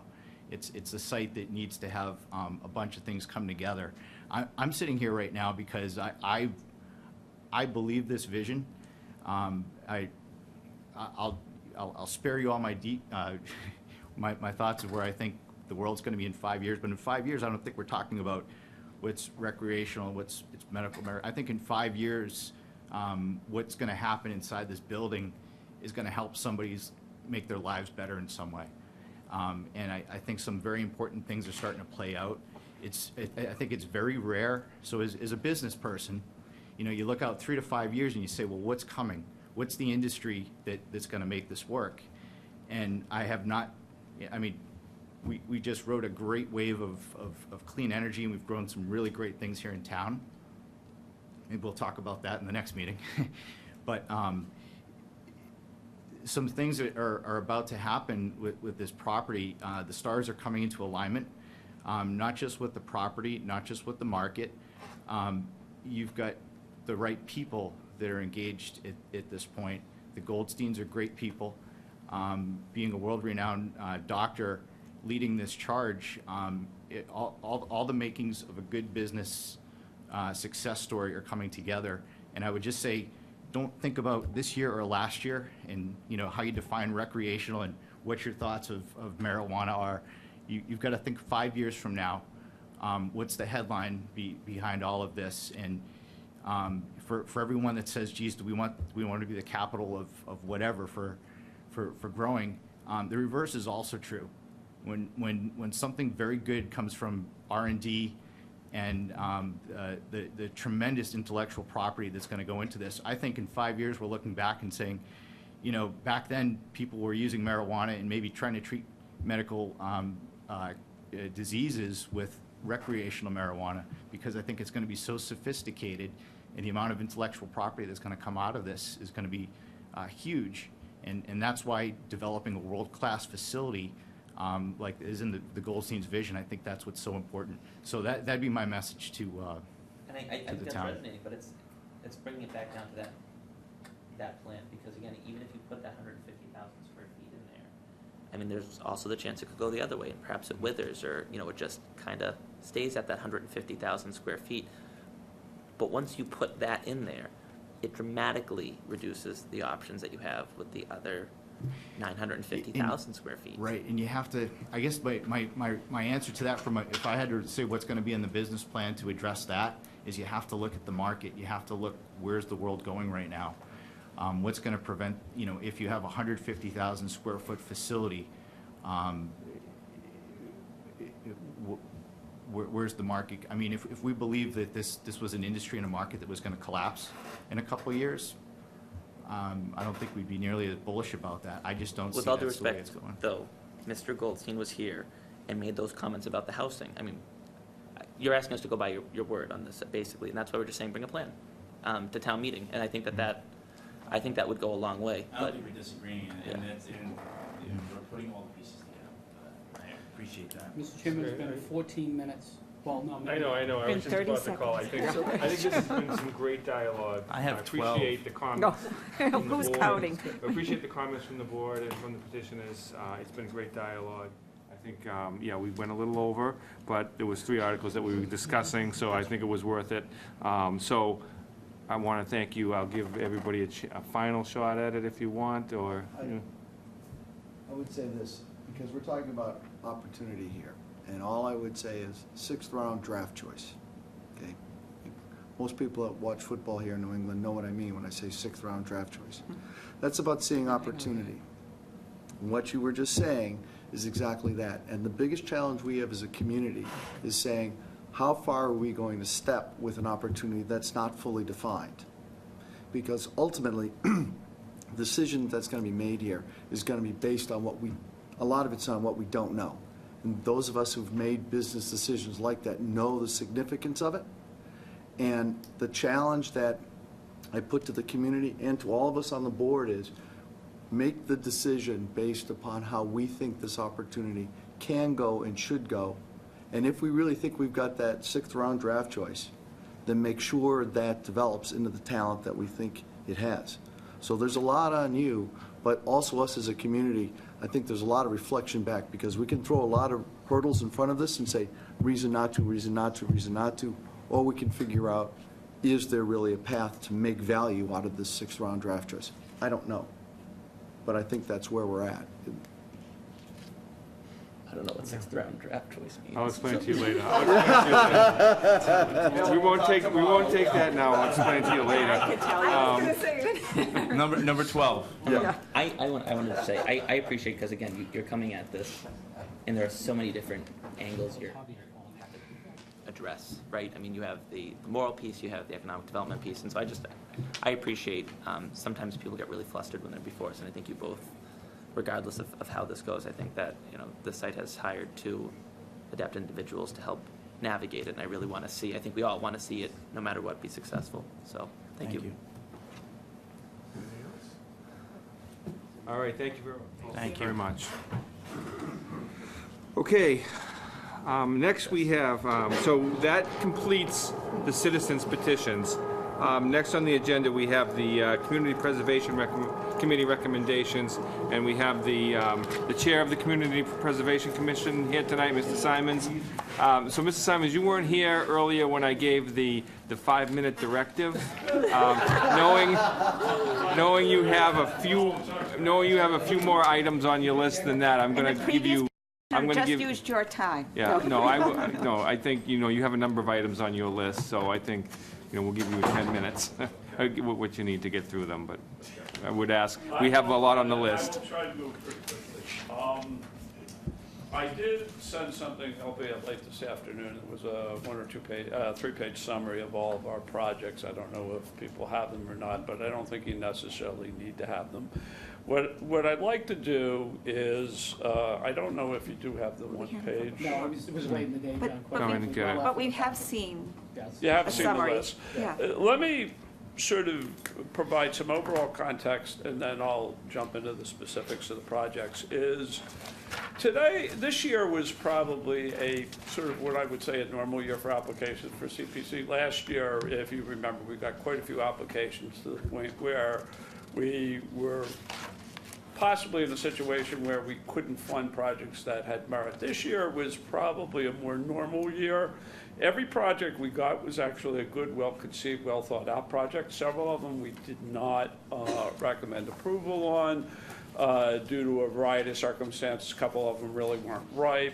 In one case, we couldn't get an agreement on the value of something. But I think this was actually a pretty good year and a pretty good set of projects to set that. And we also, just to give you some idea of sort of the money involved, is we always try to leave a balance in the fund for projects so that if in a given year we want to spend higher than the amount we take in, we do that. We had about $2.4 million in unallocated funding at the beginning of the year. We will bring in about $2 million of between the CPA fee and plus what we get from the state this coming year, which makes the total available to be funded is $4.4 million. And as you see, the projects we're recommending are about $2 million. So basically, that's the math of it. So we think we're keeping a very prudent, flexible overall position to the projects. In terms of the projects we're funding, the Affordable Housing Trust, I'm going to mention in order that they're on the warrant, is for $100,000. That is a project we've funded for the last 3 or 4 years. We're actually very, very happy and very pleased, I think, with Laurie's leadership, actually, and the committee, that we've gotten a bunch of really good projects. I think we feel comfortable as a committee with the process of that, and I think we're perfectly fine continuing the $100K of funding for that project. So it's pretty simple, pretty straightforward. The next item, and somebody alluded to it earlier, is the middle school. We're actually proposing to fund the final design for the middle school athletic fields, $600K. I think everybody is hugely excited about that. That was based on the consultant that we had in, extensive public input, extensive inputs for a bunch of town boards. So I think that is a real win for us going forward. I think that's the kind of thing that has the capacity to transform the community, truly. There will be obviously future phases when we build the thing. It will be expensive, but I think we're off to a good start. I think it's a good design and a good process. Next item on our list is Drummond Playground. As you may remember, we have been funding all of the playgrounds in town according to a set formula based on the consultant study and based on the prioritization by all the PTOs. This year, Drummond is next on the list. What is probably the one distinction here is that the recommendation is to fund it for $200,000, not $100,000, as we've done in the past. And the reason for that is the central municipal playground. It needs more things. We obviously want to form a committee. People may remember the last time we did this 20-odd years ago. Peter Breen, Tyler Monroe, and a bunch of other people put a tremendous amount of sweat equity in, and we'd like to continue with that model because that means we can get more things for the same amount of funding. But $200,000. And then, Mr. Town Manager, correct me if I'm wrong, is the town is continuing to contribute money for swings as part of its capital budget to the tune of $50K and $25K of maintenance. So when the town adopted the comprehensive playground plan of 13 public and school playgrounds, we made a co-commitment to add $50,000 annually to the budget for ongoing maintenance and $25,000 to upgrade sort of capital needs so that the playground equipment after it were replaced could last longer. So the town, on a parallel basis, the CPC committed to a plan of 13 playgrounds at $1.4 million, and the town committed that over that same period we would commit about $75,000 annually through the budget. The next project on our list is the continuation of the Ridgewood Cemetery restoration. This is the final phase. I think anybody that's been by has seen the work that's been done so far. It's turned out to be extremely good and beneficial to the community. And I think they've been good stewards of the money. They're very parsimonious in terms of the spending. And this is consistent with the long-range plan that we commissioned back about 6 or 7 years ago. And this is the last phase. The next project is the second burying ground, which is on Academia Road. It is, if you remember, the very first historical project that the CPC funded was for the restoration of the gravestones in the first burying ground, which is just slightly down the street. This is a a relatively smaller project for restoration of the second burying ground. The big problem there is that the property has probably, over a lengthy period of time, not been sufficiently maintained, and it requires a lot of work to pull the trees away from where the stones are, restoration of some of the stones and so forth. So it's a project that was proposed by the Historical Society. And I think it's some of the stones there are from, that date back to the 17th century, early 18th century, so it's really pretty old. Beyond that, Stevens Estate Trails. One of, I think, the things that sometimes happen in town that people don't see is the work of some of the volunteer groups, like the Friends of the Trails Committee, and there were a couple members of the Trails Committee went out and mapped all of the paths along the side of the Stevens Estate side of the lake and the Edgewood side of the lake, and looked for areas that might need a little bit of fencing and ramps and so forth to be able to walk across. Part of the reason why we're doing that is we actually had a fairly substantial success this past year where we got Edgewood as part of the project to build the addition to their facility. First of all, a conservation easement for virtually the entire property, and second is access along the lake for easement for traveling. In the past, technically, we did not have the right to pass over the land that Edgewood owned that would take you from Osgood Hill down to Ware Hill. Now we do have that access, and this is the part of the trail that's part of that. So it's very small money, but I think it's that great type of citizen involvement that we like to see, and some really dedicated individuals involved in it. So I just wanted to point that out. Next project is a housing project. As you know, we've done a lot of projects over the last 5 years to help the town in its the housing that is owned and run by the housing authority. In this case, this is for the next phase of work for the veterans housing. I think the work that got done there in the veterans housing was very well received by the residents in the neighborhood down there, because that property had been deteriorating. The work we did improved it, and this is really the second phase of that, to install doors on all the units and to improve the lighting for that property.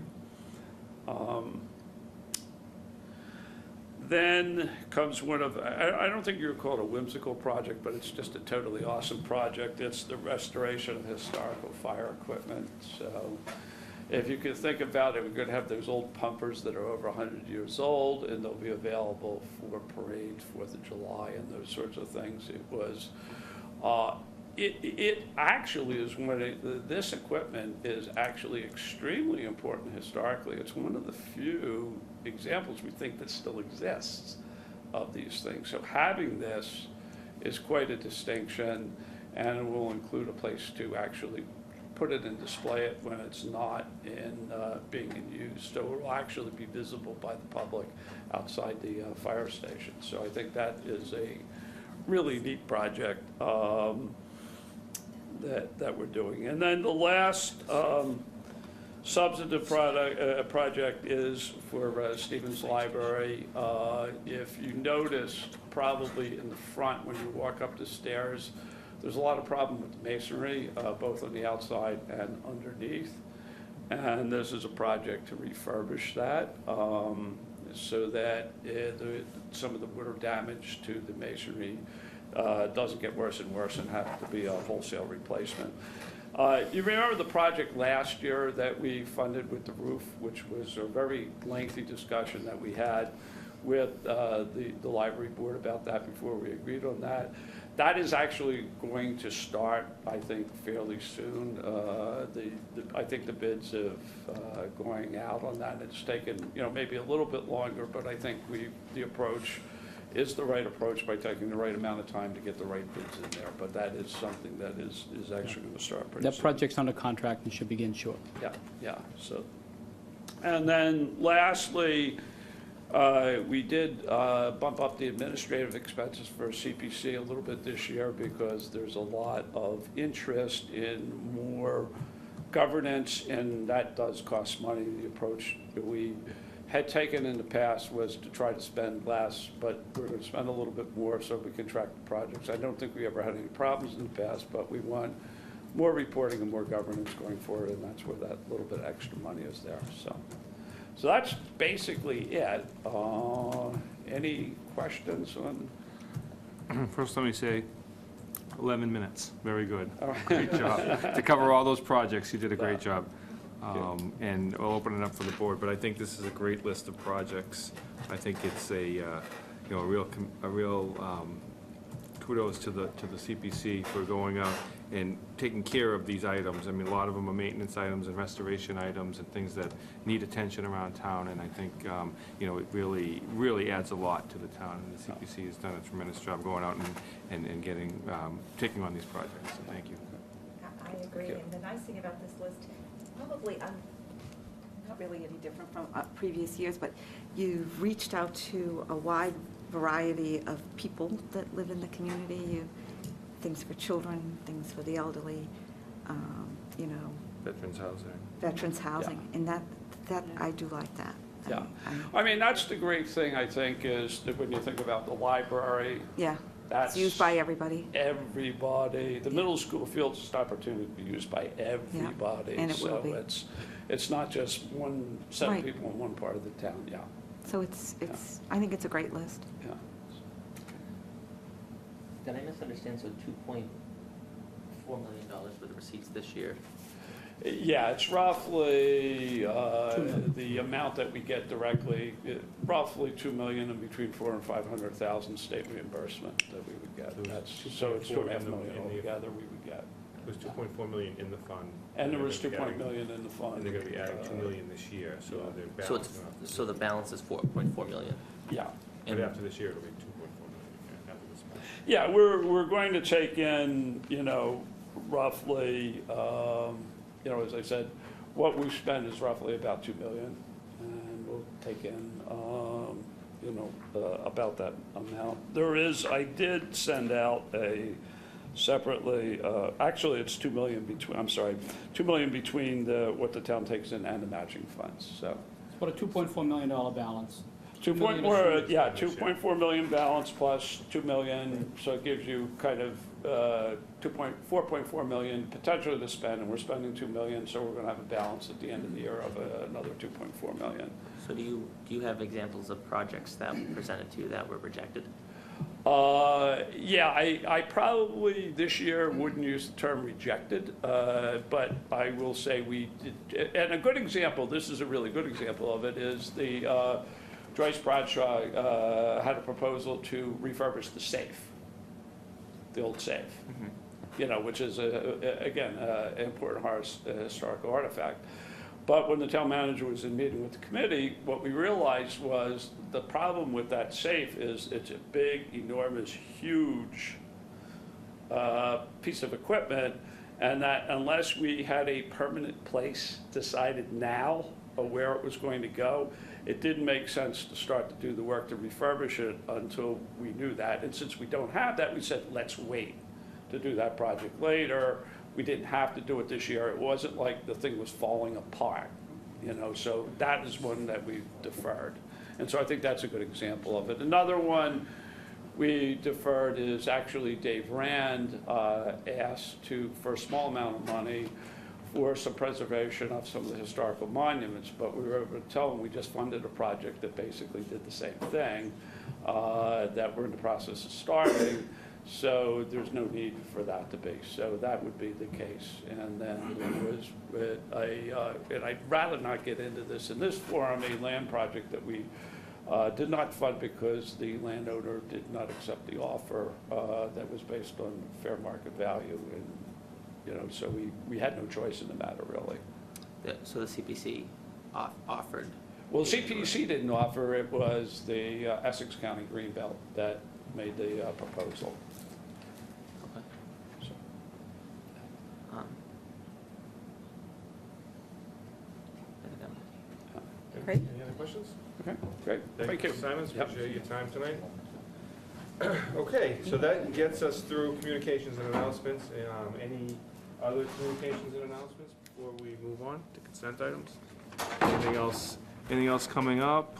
Well, other than to wish everybody who's celebrating Passover, tonight's the first night of Passover. Wish our families for that, and those who will be celebrating Easter next week. Have a wonderful holiday. Thank you. Okay. Okay, we'll move on to consent items. First on the list, consent items, is a request of the Festival Committee to use the Town Common on Sunday, May 21st, 2017, from 6 a.m. to 6 p.m. for the annual Sheep Shearing Festival, and to also close Massachusetts Ave and Academy Road from Osgood Street to Academy Road, and to waive all permits. Hi, Jeff Coco, 695A Johnson Street. This will be our 45th year holding the Sheep Shearing Festival. It's a great annual event, free to the public. I don't know if there's any questions from the board, gladly answer them. No, it's a great event. I move approval.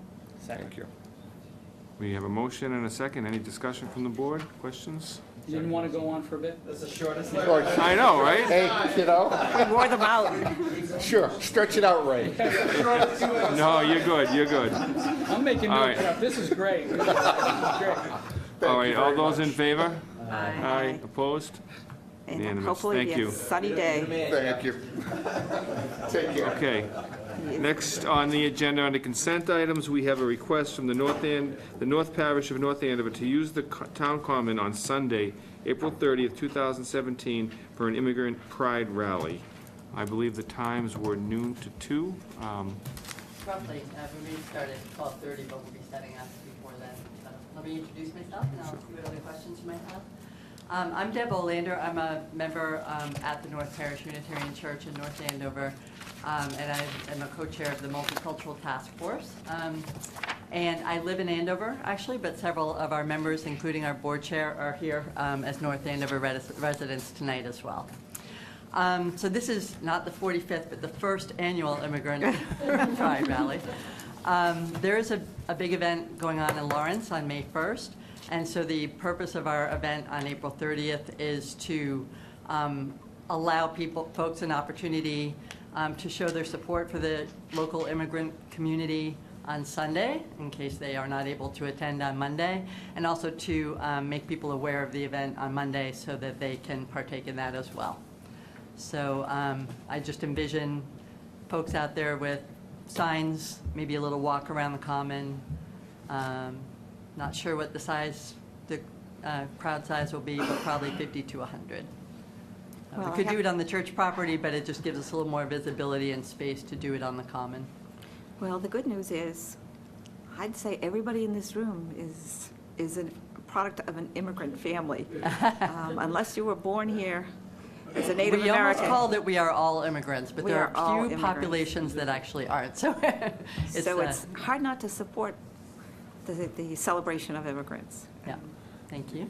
I agree, but I do have a couple questions. Mhm.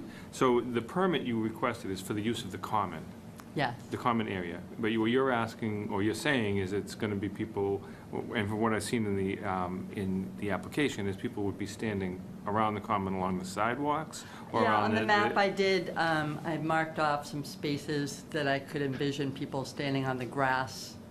On the grass? Yeah. Okay. And I'm happy to take back, if you would like to keep the sidewalks clear, we Well, can do that. that's part of my question, There may be because at that- some point where we might want to just do a little march around the sidewalk, but Yeah, because obviously that's a very common place for yes, people to walk, absolutely. especially on And there'll be a nice people out Sunday picking up afternoon. trash that day too, both before and after, and That's maybe true. during. The other question that I had was that you had also, in your application, requested electricity for a microphone and speaker, loud Right. sound systems. What's the intent of that? Because again, My- this is a Sunday afternoon. I hear what you're saying about holding signs, et cetera, but now if you're also going to be using a speaker and a microphone, and what's the purpose there? I'm envisioning what we did earlier this year when we had a last-minute vigil for Standing Rock and the Dakota Access Pipeline. that was right on the church property.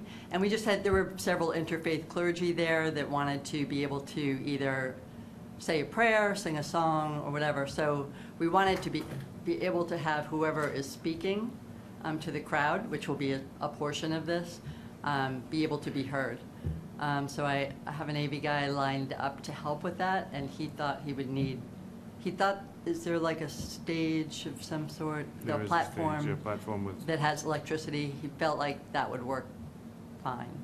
okay, so. He's not here tonight. So there'll be some component of it that won't be just holding signs, but it'll actually be a gathering. Small to- programming, A program yes, thing. with some people speaking, singing, et cetera. Okay. Basically, we are one of the organizers, Merrimack Valley Project, showing up for racial justice, Congregation Beth Israel, several other interfaith groups are involved with the planning. So we want to give people an opportunity to say some words if they would like. So it sounds like this could get larger than 100 people, possibly, given the amount of groups that you just said, so. It could. It's so hard to know. Yeah. Okay, so I did ask the town manager to look into the potential of requiring or needing a police detail there, just in case. You know, I think we're okay in the detail. The police are certainly aware of the matter. For some reason, it grows beyond,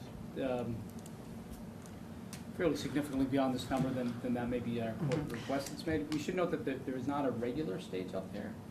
And the electricity typically we would have to unlock, so that's, the board agrees to do that, would have to coordinate that. I'd also endorse that the common permit is for the grass area.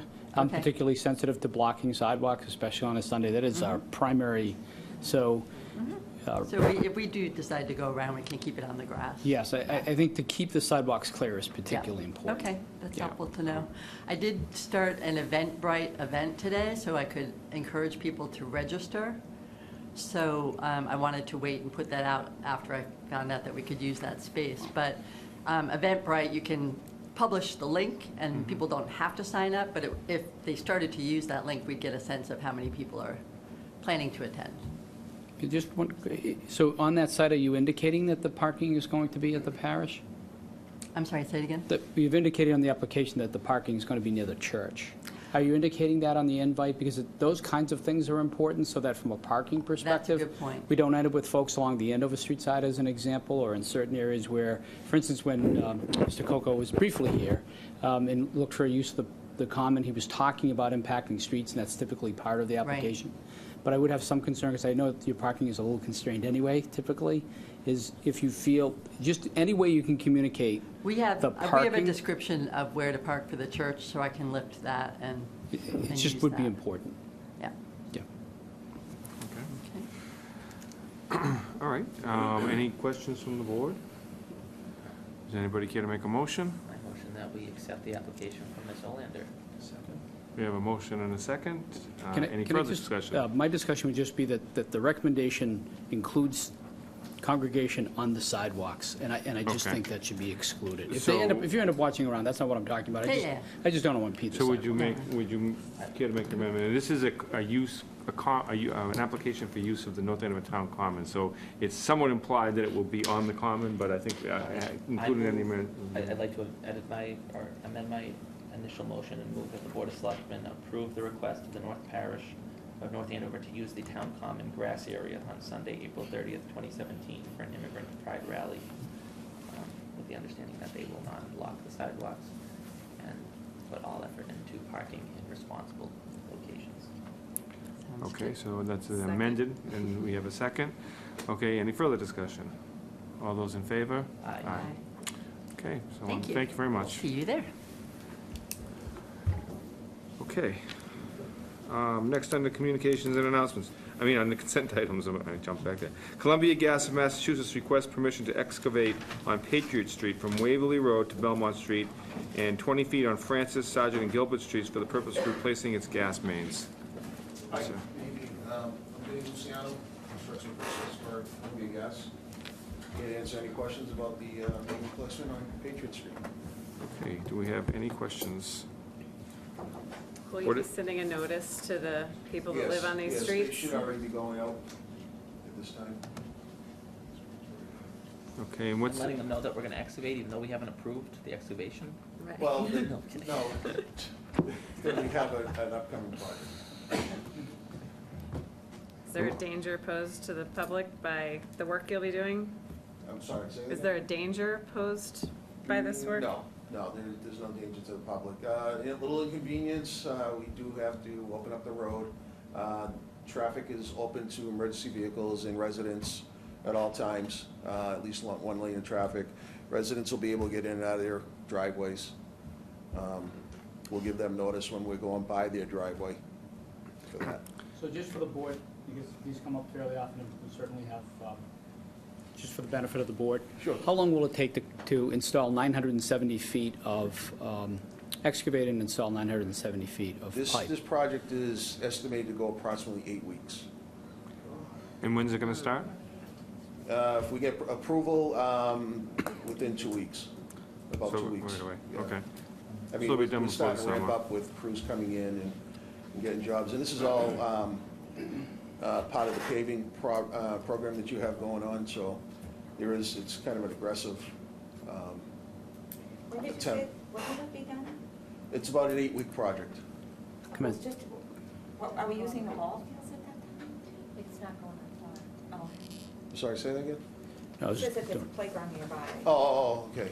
So part of what he's identifying is that we have a 5-year, fairly mapped-out plan relative to roadway improvements. So the way the process is supposed to work, and works pretty well generally, Yep. is the communication between Public Works and the utilities to make sure that we're not paving and then having them install. Right. So we share our plans with them so that they can do their work and we can come in after and complete our work. Yeah, just so you know, I mean, you probably have it in front of you, we're gonna be tying in on Waverly Road to the high-pressure main, bringing that down to Belmont.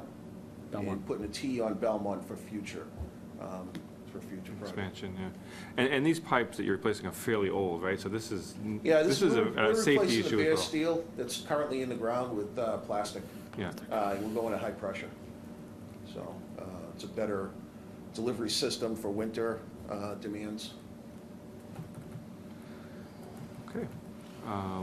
Do I have a motion? Move approval. Okay, any further discussion, questions? All those in favor? Aye. All right, thank you, sir. Thank you. Appreciate you coming in tonight. Okay, next on the agenda is an appointment of Anna Chow to the Choi, I'm sorry, my apologies. An appointment of Anna Choi to the Cultural Council. Would somebody from the sub-appointment committee like to speak to this? Move approval of Anna Chow to the Cultural Council. She's got a great background and would be a great asset to the A Merrimack professor, Dick. A Merrimack Great. professor. So we have a motion and a second. Well, I think so. she left. She left? Oh, well. Was she here? She was, I didn't see it. No? No. Oh, okay. Okay, well, I will take the role of Selectman Watson, who has no longer there, and say thank you to all our volunteers. Our town would come to a screeching halt, I believe is the phrase, if we didn't have our volunteers that really keep this town going. So thank you for everyone who takes the time to volunteer on the various boards, and really makes North Andover a great place to live. Okay, so any other comments, questions? All those in favor? Aye. Okay. We have a request from Eric Kafori to waive the building permit fees for the bathroom renovations of the town-owned Stevens Estate. So it's, Mr. Conforti has left, which is good for him.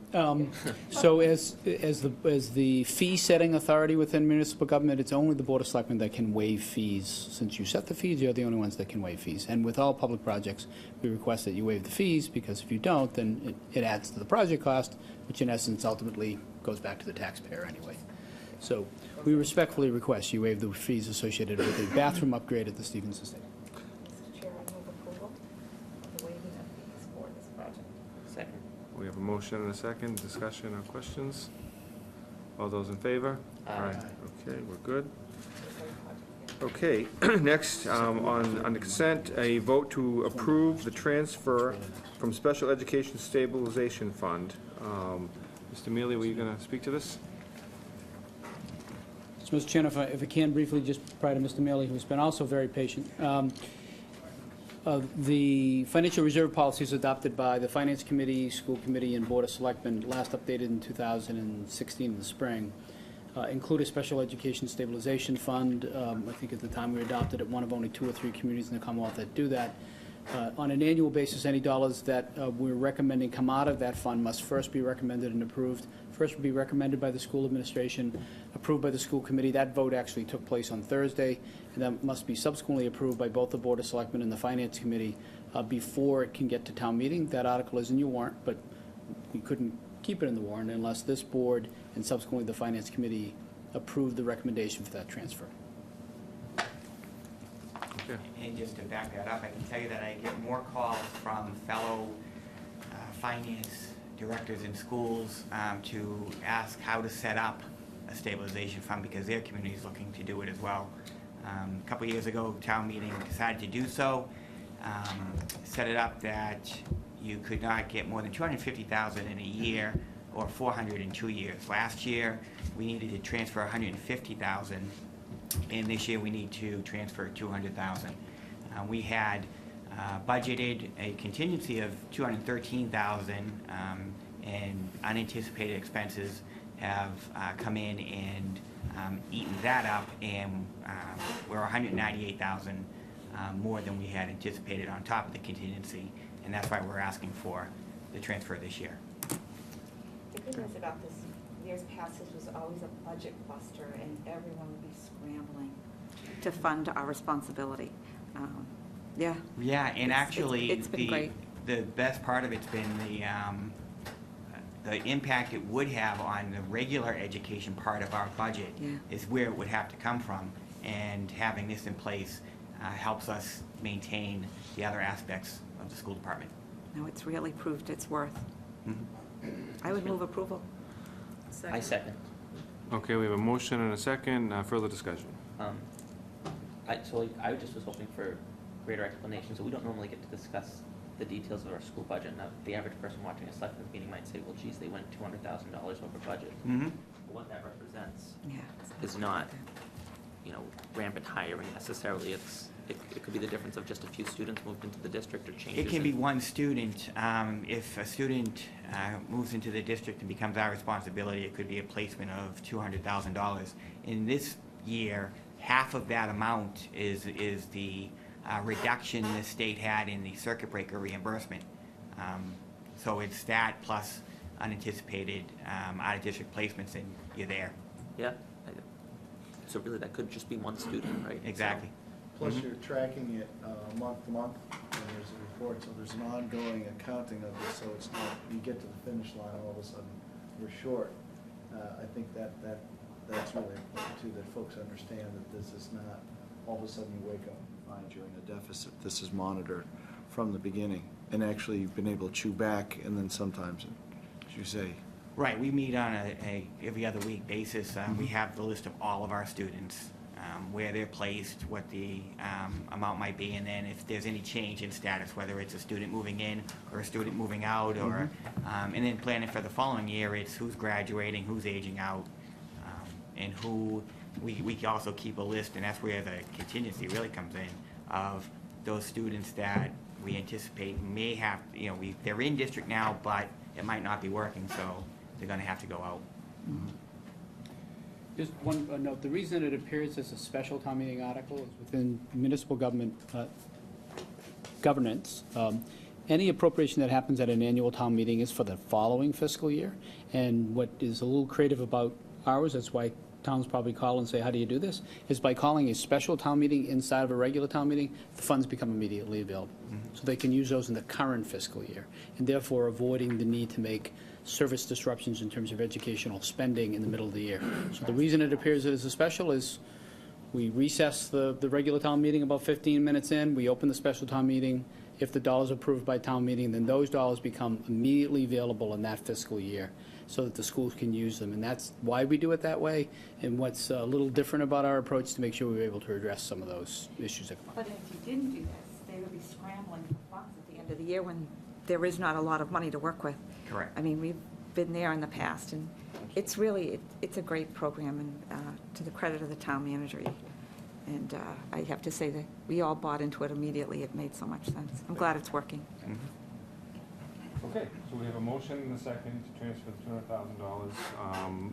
Any further discussion? All those in favor? Aye. Opposed?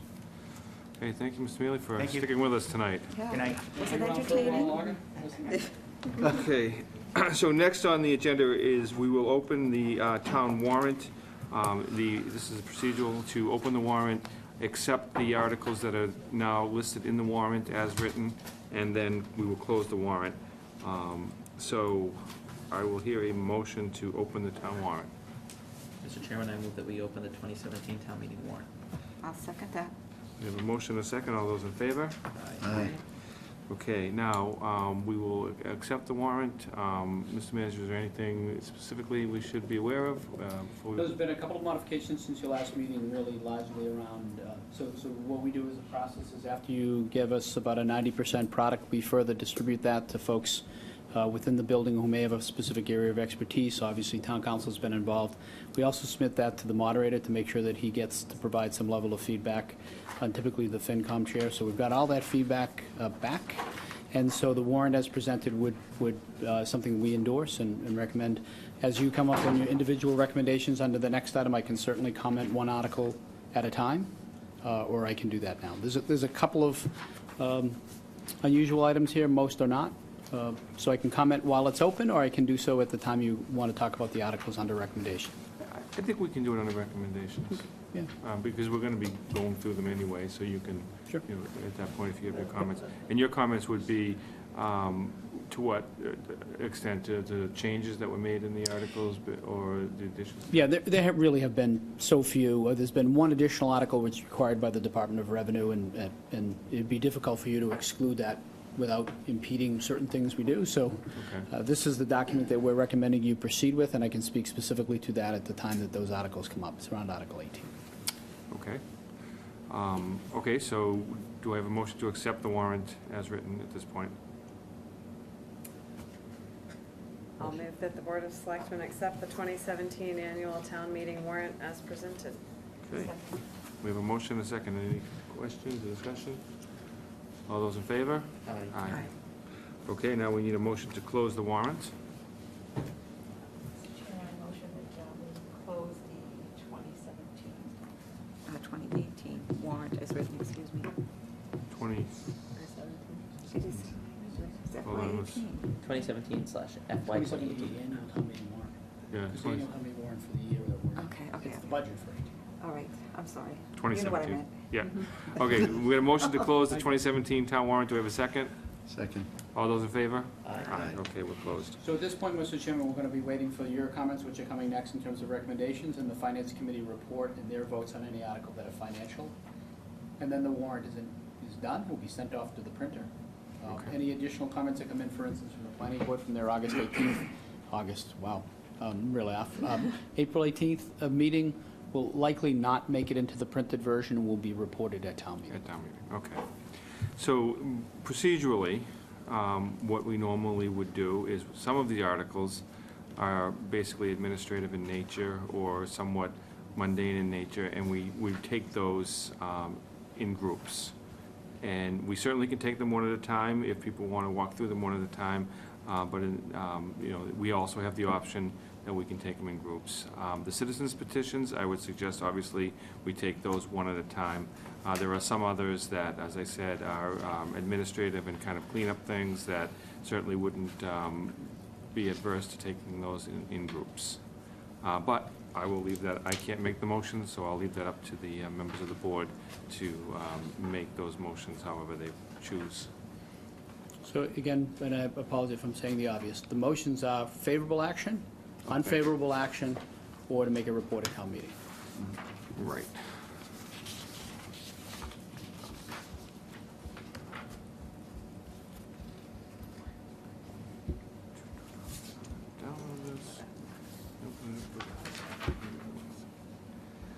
So first are, give me 1 second to open this back up again.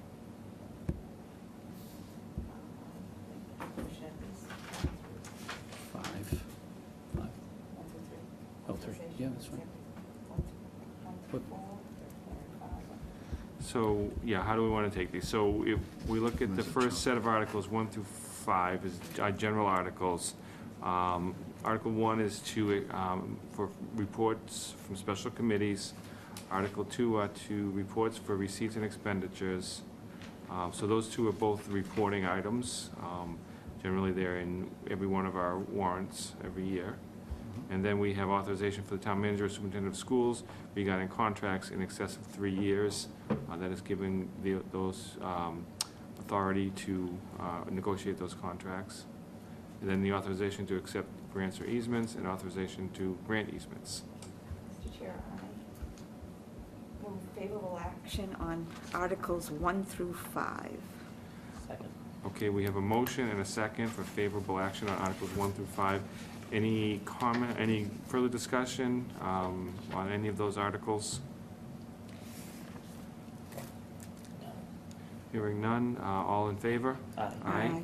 Opposed? Okay, so Articles 1 through 5, we will recommend favorable action. Moving ahead to citizens petitions. We're going to take those one at a time. Okay, Mr. Chair. Actually, I move favorable action for Article 6, the age exemption for Nicholas Martone. Second. okay, we have a motion and a second for favorable action for the Article 6. Do I have any further discussion? All those in favor? Aye. Mr. Chair, I Yes, sir. move favorable action for Article 7 for Adam Stegnos as police officer. Second. Okay, we have a motion for favorable action for Adam Stagnos, police officer, waive exemption, age exemption. Any further, in a second, any further discussion? All those in favor? Aye. Okay, opposed, none? Unanimous, thank you, sir, for sticking around with us. Okay, Article 8, Citizens Petition, American Anti-Corruption Act. Do we have a motion? Mr. Chairman, I motion that, given the ambiguity of this and the fact that there are pieces that aren't included, I vote that, I motion that we take no action on this, especially given that it's not something that necessarily impacts our town. So when you say take no action, do you mean to give our recommendation to town meeting, or? No, we have 4 options. The take no action, meaning we don't officially as a board take action. So what you're saying is you let the people decide, let them make their Well, case. people decide either way, but That's true. yes. But I We don't think that, really, I think there's ambiguity, and there are certain, there are pieces that I like, and certainly, I would be interested to see how that conversation goes, but I would motion that we as a board, just because this is something that impacts the federal government and would be more of a symbolic vote anyways, I would motion that we take no action. I share those sentiments, I'll second that. Okay, we have a motion and a second for no action on Article 8. All those in favor of that motion, say aye. Aye. Aye. So- Opposed? Go ahead. No, go ahead. Okay, so we've no action on Article 8, so that will go to town meeting without a recommendation from the board. So just a informational moment. If at some point, I'm not suggesting this to any article or any position you've taken, if there's a modification and the board has an interest to change its position as a result of that modification, you typically are sitting in an open town selectmen's meeting at the time you're on stage, serving in both purposes. If you just recess, typically what we'll do is we'll leave your selectmen's meeting the night of town meeting and not adjourn the meeting, but recess into the general body. So if, as part of a conversation, I'm just using this as an example, something were to change, modification under this or any other bylaw, and you wanted to change your position, you could caucus to do that because you'll actually be in a selectmen's meeting while on stage. And at the end of the town meeting, someone makes a motion to recess, and you recess and you leave that meeting. So it gives you the ability to decide differently than you've decided to this point, if there's something happens at town meeting that you feel compels you to do so. Or the meeting prior to. Well, yeah, all that. I'm just talking about in the meeting, but certainly any meeting between now and then, it just wouldn't be printed in the book. Yep. So we certainly have that right to make that modification if we want. Okay, Article 9, Citizens Petition to amend zoning bylaw, Section 8, medical marijuana treatment facilities. Mr. Chair, I would move that we wait to hear from the planning board before we make this decision. So I would suggest that we take determination to be made at town meeting, which would be Okay, so we have a motion to hold off our action until town meeting. Do I have a second on that? I have a motion and a second. Discussion? I think that's also a good step because it also allows those folks at Osh Landing to put together the plans that we requested tonight without it appearing that we're tipping the scales one way or another. And it's I think usual a and good idea. customary for articles such as this that we do wait for planning board to weigh in on it, so. Okay. So, motion and a second. All those in favor? Aye. I have a feeling I know where the way these next two are going to go, so let's move forward with those. Article 10, Citizens Petition, authorization of the town manager and Board of Selectmen to negotiate and execute a host community agreement with proposed medical marijuana cultivation facility. So this is. Different. This point doesn't matter if the first one fails. Yeah, you But can be planning ahead. Perhaps it would be defensive of us to say, of course, we want to bless the town to be able to enter a host community agreement should the voters at town meeting determine that this is the right way to go with that zoning change. So There's no risk in doing this. Right. I would motion, favorable action on this, on Article 9. I'll second that. Okay, I hadn't thought of it that way, but I It's a think tough- that's a great point. I hadn't really Article thought of it. Oh, I'm sorry, yes, excuse me. What would you say? I said Article 9. Article 10, yeah, thank you. Good catch. Good catch, Ray. So, You were smiling. okay. What's that? I saw you smiling. Okay, I think that's an excellent It's a point. I technical hadn't thought of that, yes, it doesn't hurt us to vote on this one. So we've got a motion for favorable and a second. All those in favor? Aye. Okay, so we've got favorable action for Article 10. Article 11, Citizens Petition, amendment of the zoning map to include the expanded medical marijuana overlay district. This should be consistent with Article 9. Yeah. I would, Yeah, I agree, but I don't like it. Okay, so do we have a motion? motion to wait until, just to make sure we're. Planning board? It's fine. Motion to, move that the Board of Selectmen, make a recommendation at town meeting, on Article 11. We have a motion and a second to wait for a town meeting. All those, any further discussion? All those in favor? Okay. Zoning articles. Articles 12 through 15. Article 12 is to amend the North Andover zoning bylaw, Section 8, supplemental regulations for a moratorium on recreational marijuana. I think this is an important one that we may want to discuss a little bit. This article will place, I believe, a moratorium on any type of recreational marijuana facilities pending the Massachusetts state law being implemented.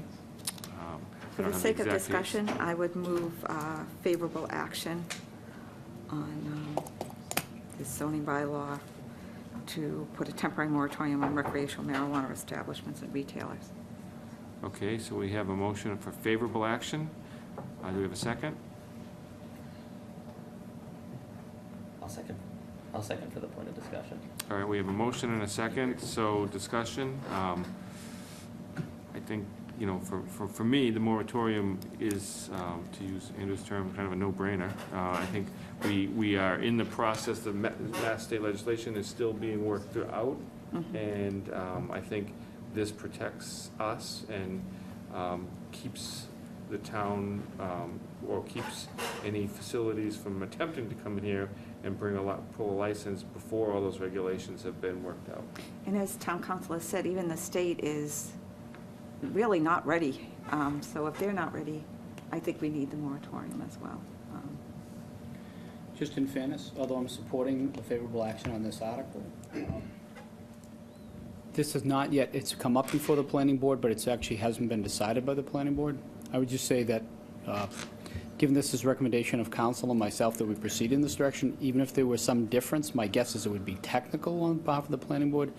So although it would be a little unusual for you to take up a zoning article in advance of them, I would say in this particular case, there's a reason to do that. And if it were a technical change, that would obviously happen at town meeting if the planning board came forward. But I think instituting the moratorium in this format or close to this format is important if we don't have an interest in the possibility of other say recreational or other other than the proposed discussion we're having about 1,600 Osgood, if the town doesn't want things to happen, say, between March of 2018 and July of 2018, and find some additional facilities popping up and opening without the opportunity to look at zoning and regulations, then, which is what the state has identified as possible, then the risk of not approving something similar to this, of which this has already been approved by the AG, becomes real. So this protects against the other possible businesses that could come up between March date and July 1 of 18.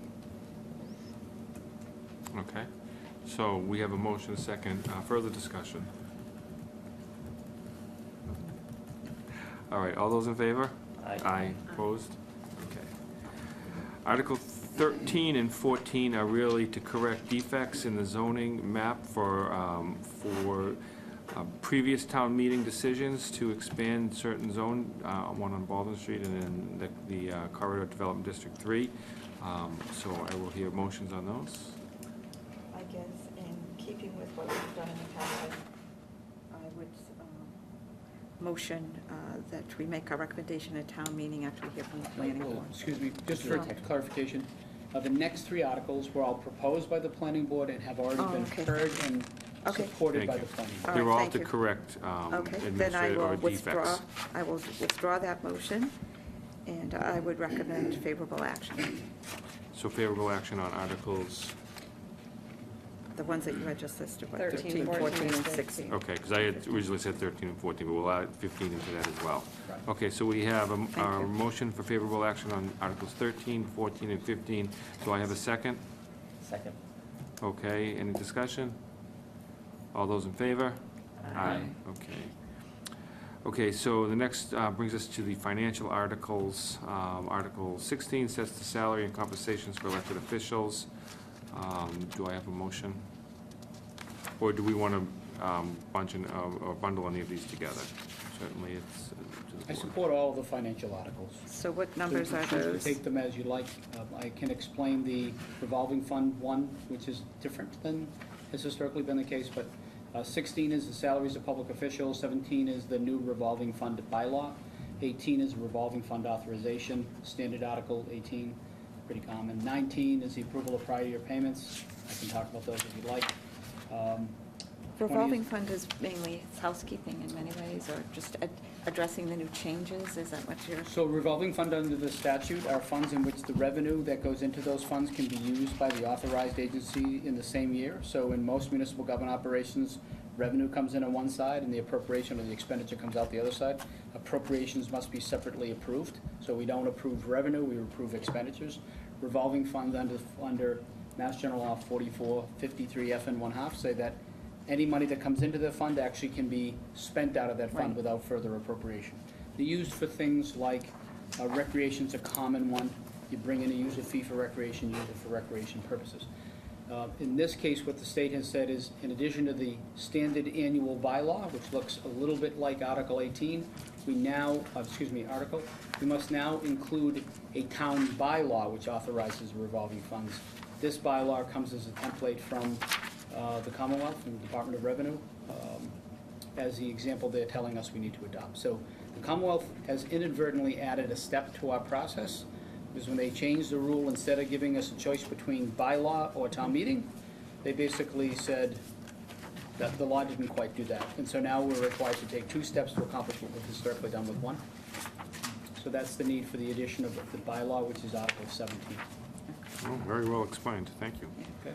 Under the Article 19, my least favorite article every year, and the folks who work here will tell you this, anytime we receive a bill after the end of the fiscal year and didn't expect it for some reason, we're required to get a 4/5 vote of the next town meeting in order to pay it. So all of these folks must wait until such time as town meeting approves it. And so we need to improve in this, quite frankly. We have systems in place to make sure we're not surprised, but on occasion, there certainly are cases where we receive a bill that we didn't anticipate or encumber, because we're allowed to encumber the dollars or tie them up before the end of the fiscal year. In cases where we don't and the bill arrives, the only way we can pay a bill, even that first bill for $65.91, is to wait 9 months until the town meeting, get a 4/5 approval for town meeting, and then pay them. That's what this article does. We typically have a couple every year. This is a little longer than normal. 16, 17. Yeah. Mr. Chair, I move favorable action on Articles 16, 17, 18, and 19. Okay, we have a motion for favorable for 16, 17, 18, and 19. Do I have a second? Second. Any further discussion? All those in favor? Aye. Okay, Article 20 is an appropriation from the general fund for fiscal year 2018. Mr. Manager, you want to walk through these as Sure. well, or? Mr. Chairman, Articles 20 through 23 are the traditional budgets. The general fund is Article 20, that it makes up the majority of the spending in the community. In the explanation section, it actually details by category how the budget is voted, down on page 35. General government, public safety, education, snow and ice, and lists a series, approximately 12 categories of how the funding is approved. Most members will recall the fact that although we are approving a total budget of $95,876,069, in essence, that budget is approved in categories, large categories, so that if one department runs short, but there's dollars available in another department, we can move monies between those departments to make sure no department is left with a deficit. Municipal budgets are not to be allowed to be in deficit at the end of the fiscal year, so that flexibility gives us that opportunity to resolve that problem in the last 2 months of the year. The details of that are explained, contained in the explanation section on page 35. The general fund budget of the town has already been approved by this board, the school committee, and the finance committee without amendment. Article 21 is the water enterprise fund. Holes in line has not been modified at all since the town approved, the Board of Selectmen approved it back early in the year. 22 is the sewer enterprise fund budget. Again, has not been changed since you received it back at the beginning of the year. 23 is the Stevens Estate Enterprise Fund budget. Same can be said for that. As it relates to the sewer and water enterprise fund budgets, it's my anticipation at this point that if these are approved by the town meeting, there would be the 6th consecutive year of no increase in our water and sewer rates. All things being equal, and I'm feeling pretty good about that. So those are the budgets, Articles 21 through 23. Okay, does anybody care to make a motion on those articles? Mr. Chair, I move favorable action on Articles 21 through 23. Okay, so we have 20 through 23. 22, 23. It's 20 getting late. 20 through 23. 20 through 23. So we have a motion for favorable action for Articles 20, 21, 22, and 23. Do I have a second? Second. All those in favor? Aye. Okay, so now we go to Article 24, appropriation of capital improvement plan for fiscal 2018. Mr. Chairman, Article 24 was submitted is the unamended version of the capital improvement plan that I submitted to this board in late 2016. It's already been approved by the Finance Committee, and so I'd recommend favorable action on this article. Okay. Mr. Chairman, I motion favorable action on Article 24. Okay, we have a motion for say favorable. Do I have a second? Second. I have a second. Any discussion or questions? All good? All those in favor? Aye. Okay, great. Moving along, Article 25, transfer to stabilization. Article 25, Mr. Chairman, moves $159,000 from free cash, or what we call available funds, into stabilization fund. Back again in 2015 and again in 2016, the board approved a set of financial reserve policies endorsed by the Finance Committee, which set certain milestones or floors relative to our reserve funds. The $159,000 allows us to comply with the 5% target as identified in the financial reserve policies. Excellent. Okay, do we have a motion for Article 25? Move favorable action on Article 25. We have a motion for favorable. Do we have a second? Second. We have a motion and a second. All those in favor? Further discussion? Questions? All those in favor? Aye. Okay, Article 26, transfer to the capital stabilization, $350,000. So several years ago, Mr. Chairman, we established a capital stabilization fund, the purpose of which is to move dollars from available funds or free cash into a category specifically designated to make capital improvements in the community. The idea was to not only just borrow for capital projects, but have ready pay-as-you-go funding within the capital projects. This, amongst other reasons, is one of the types of creative funds that have allowed us to move up to a AAA status. This year, we're recommending we move $350,000 from free cash into the Capital Stabilization Fund. An example of the use of the Capital Stabilization Fund is $850,000 that's being appropriated in this year's capital plan to pay for the replacement of the field turf fields at the high school. So we'll pay for those, in essence, out of cash or out of reserves. Which is a great thing. Move favorable action on Article 26, transfer to capitalization. So we have a motion for Capital stabilization. favorable action. Do we have a second? Second. All those, any further discussion? All those in favor? Aye. Okay. Many years ago, we never would have even thought of something like that. Well, we would have thought of it, but we knew we didn't have the funds. This is a really good thing. Right, absolutely. Okay, Article 27 is to transfer funds from free cash to the other post-employment benefits liability trust fund, $150,000. Again, another great step in moving forward with that huge commitment we have. So I won't explain OPEB unless someone feels a need for me to give my standard 75-minute speech on OPEB, but we'll bypass that. There are multiple ways that we're trying to fund or reduce the OPEB liability. The OPEB liability sits a little north of $100 million. At this point, it's not an obligation we have to pay, but it's an obligation that appears on our balance sheet. Healthy communities start to fund or offset that liability as best they can. We're doing so in a couple of different ways. There's an article coming up I'll explain in a minute. In this particular case, we're using free cash, our most liquid case of reserves, and we're moving it into a trust fund for the purpose dedicated to offset that liability, the OPEB trust fund established by town meeting back in 2010. We are also including $50,000 in the operating budget toward that fund as well. So we're trying to have an annual operating commitment into the OPEB trust fund, a transfer from our most liquid reserve fund into a more specific reserve fund. That's what this does. And then there's a third mechanism we're using we'll explain in an upcoming article. So in this case, the dollars will be moved into the OPEB trust fund. The OPEB trust fund is one of the few cases where we're allowed to invest money in vehicles which pay more than 1% interest, because that's typically where our restriction lies.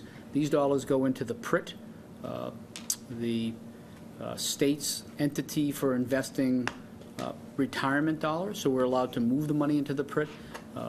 In the last 12 months, the PRIT has returned 7.5%, meaning our growth in OPEB reserve funds is growing a heck of a lot faster than it was sitting in our traditional bank accounts. Could you just tell us how much we've decreased our liability in the last few years from the high to now? Or? The high was $120 million. The low was $86 million. There was a recent accounting change. They decided we're all going to live longer. They've decided that they've made a couple of changes in terms of the reporting that has moved it back up. But what I would call paper changes, it's not a function of us doing anything bad. It's a function of the federal government determining that the way they want to calculate it is more general. So that's back up to $107 million. Kind of an actuarial. It's an actuarial change, yes. Well, it's still better than where we were.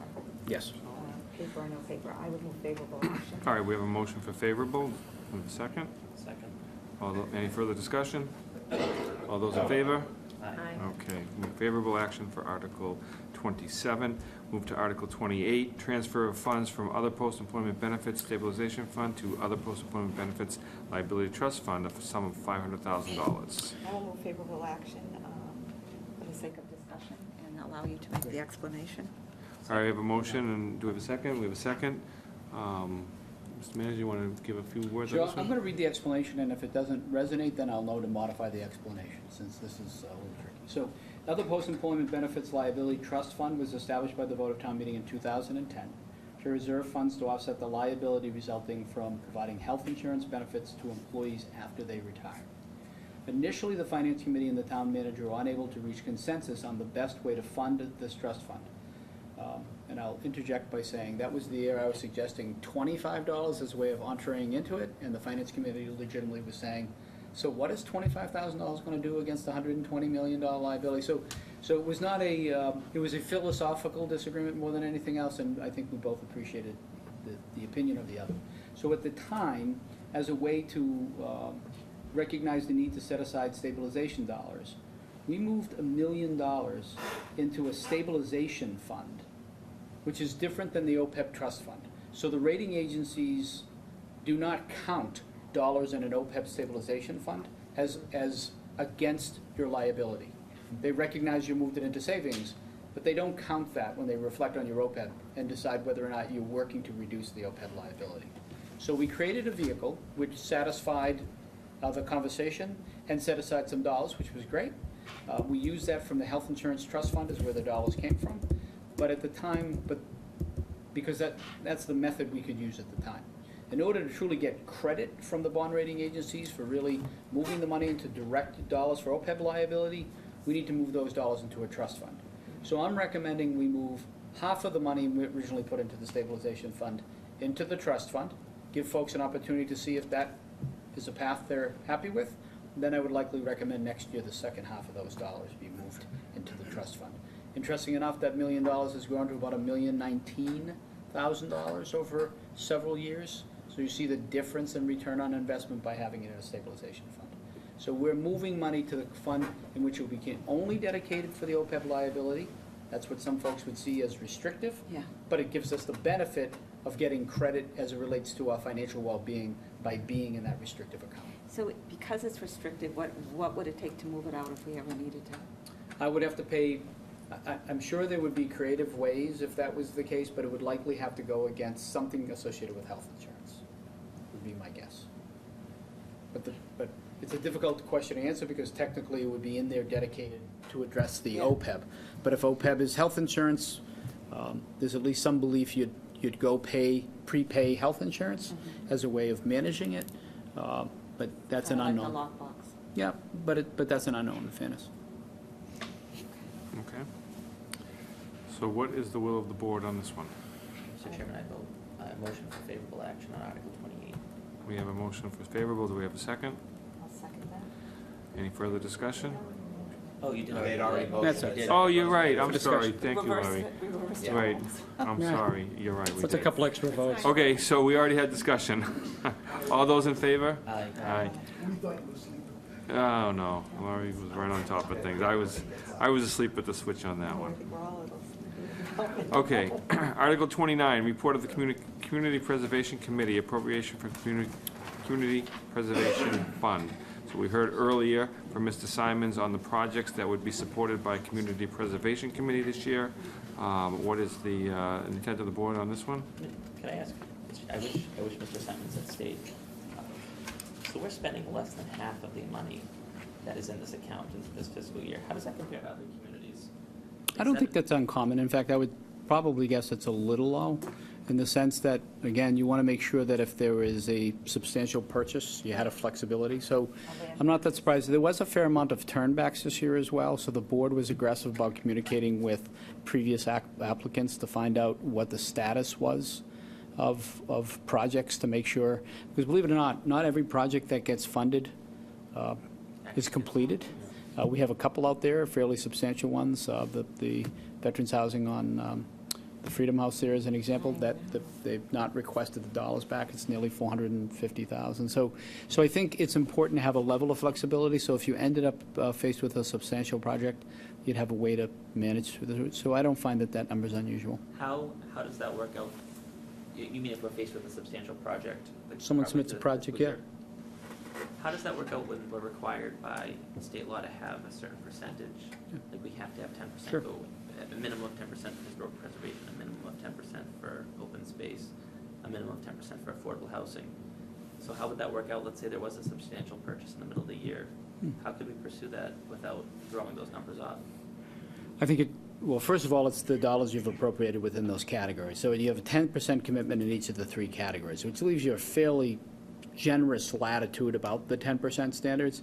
So if for some reason, though, you hadn't met those commitments, and then you went in for that kind of purpose, then you'd bump into some caps on what you could do.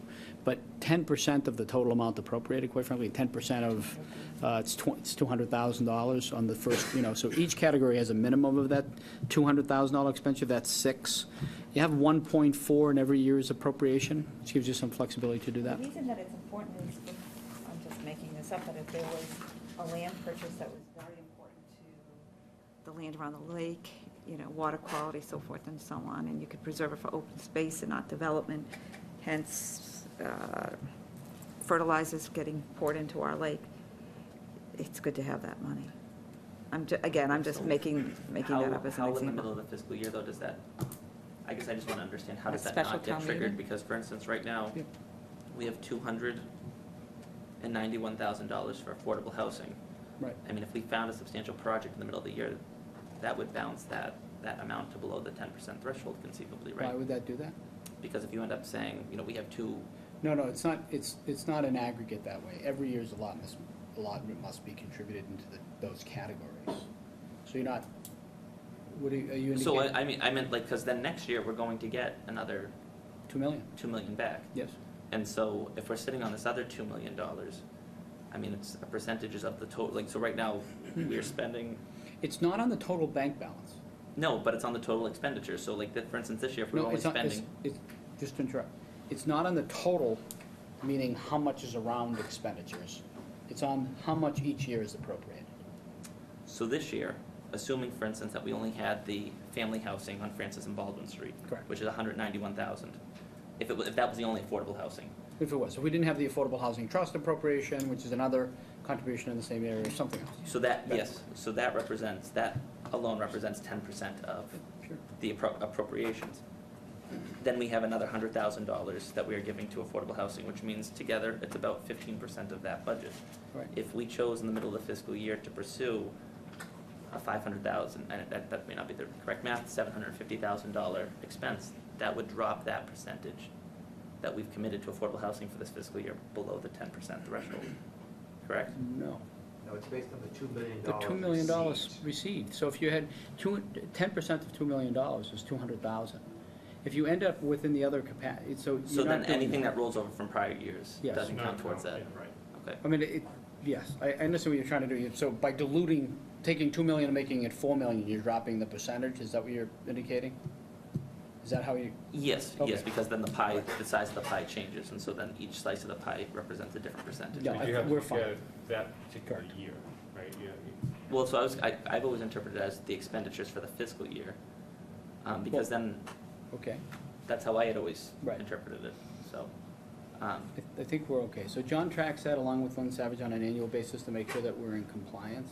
Going back to the sort of beefier question, which is the question of having a $2 million balance, I think there's some fairness to the question that says, what is the appropriate amount of flexibility to have? I would say I do think that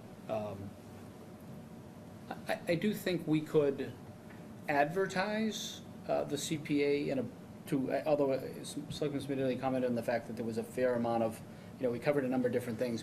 There was a affordable housing project. I do think we could do better at marketing the program, because it is all for North Andover's benefit. It's not like we're marketing it to others.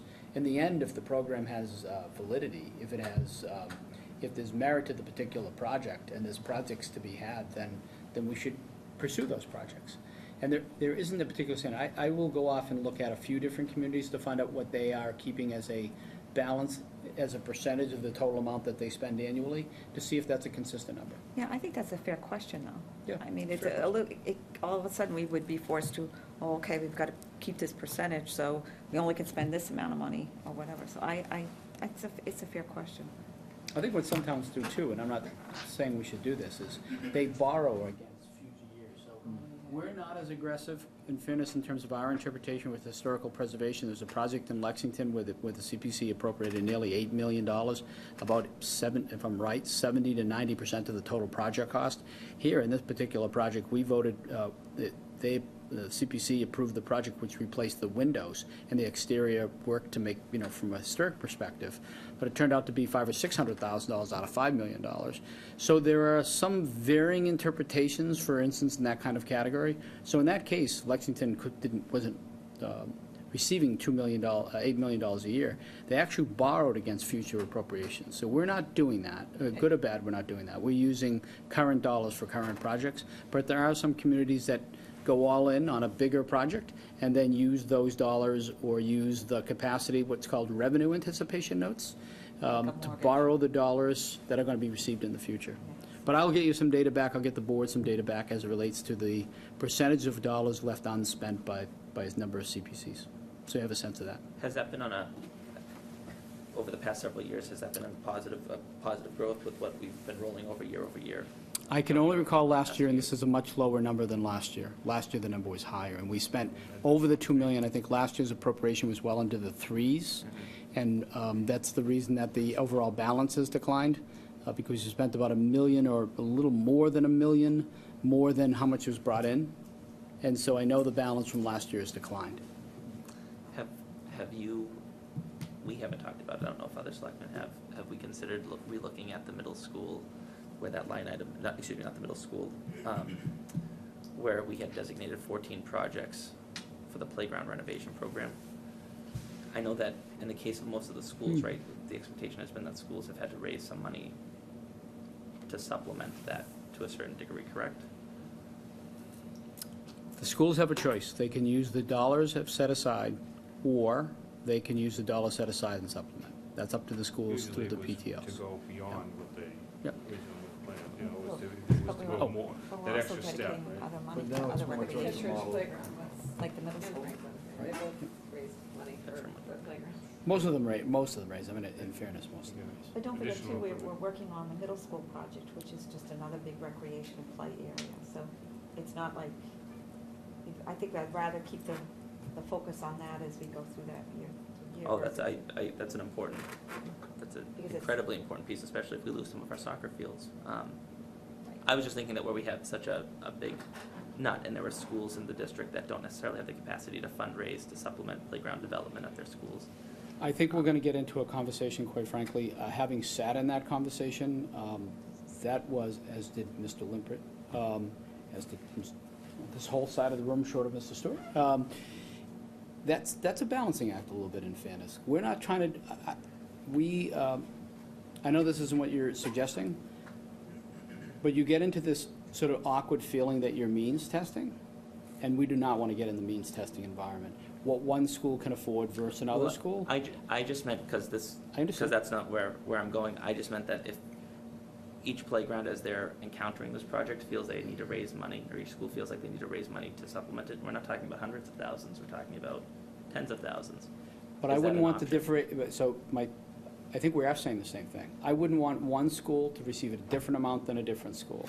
No, I just meant if schools, for instance, are, I think the message I'm getting from schools is that if they're raising money to supplement, then 100,000 isn't enough for any of the playgrounds. So it sounds like this discussion is well beyond what our scope is right here, to approve this, I right? agree. I mean, we have, this sounds like a discussion that needs to occur. For next year. But, right, we can't affect what we have in front of us tonight. No, right? but we just rarely ever get to talk about this issue. Well, I would suggest that we make a point of putting it on a future agenda then, and we give it the full, its full due. Because right now, you know, we're working through this. I would suggest we move forward with a recommendation on this, and then we take that as a discussion for a future meeting. Okay. I mean, I have no problem with putting that on an agenda item to talk about.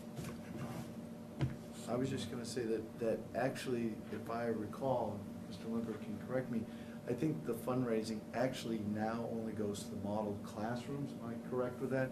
So actually, that is exactly to Mr. Mailer's point. That's one of the reasons why the shift was to the model classroom and not to the playgrounds, because we had a process in town which literally leveled the playing field. So that is not where the fundraising is supposed to be going. I think most of the schools had already done fundraising for Right. their playgrounds. It's not that they shifted, it's not like they stopped doing that and went to the other, it's that they had already done it, except for Atkinson, which still has some things that need to be done, but that's for another. So other than Mr. Disregarding Mr. Valancourt's, I think, right interest to move on and having a broader discussion, it should be noted that there is no community with one of these programs. It is unusual, in fact, quasi unheard of, that playgrounds, especially on school property, are not community-built playgrounds. So I just would be cautious that we obligate. I understand this is a big fund and a balance, and there might be some other opportunities, but you could say that on any number of projects. The Affordable Housing Trust could ask for $500,000 a year, and we're not doing it. And so the risk is that we're already in a place where there is no other in the Commonwealth of Massachusetts playground program being funded in this way, period. And it's great being unique and novel, but there's also limits to that to make sure that we don't take on an obligation we can't sustain. So we developed a plan that everybody in the room agreed to. It was sausage making, right, at its best. And in turn, what we left with is a program. And maybe not unlike Facility Master Plan 2, I'll foreshadow, that maybe we look at that as sort of the next round, but changing midstream is going to create relationship issues that I know I, for one, won't want to be in. But I hear the message that maybe more could be done, but I would suspect that may be best done as part of the next round, because there was universal agreement across the board in this. But different day. Did anyone make a motion on this? No, there has been no motion made, right, Ryan? Okay, Mr. Chair, I move approval on article number, wrong one. Which one, please? 29. Thank you. We have a motion for approval on Article 29. Do we have a second? All those in favor? Aye.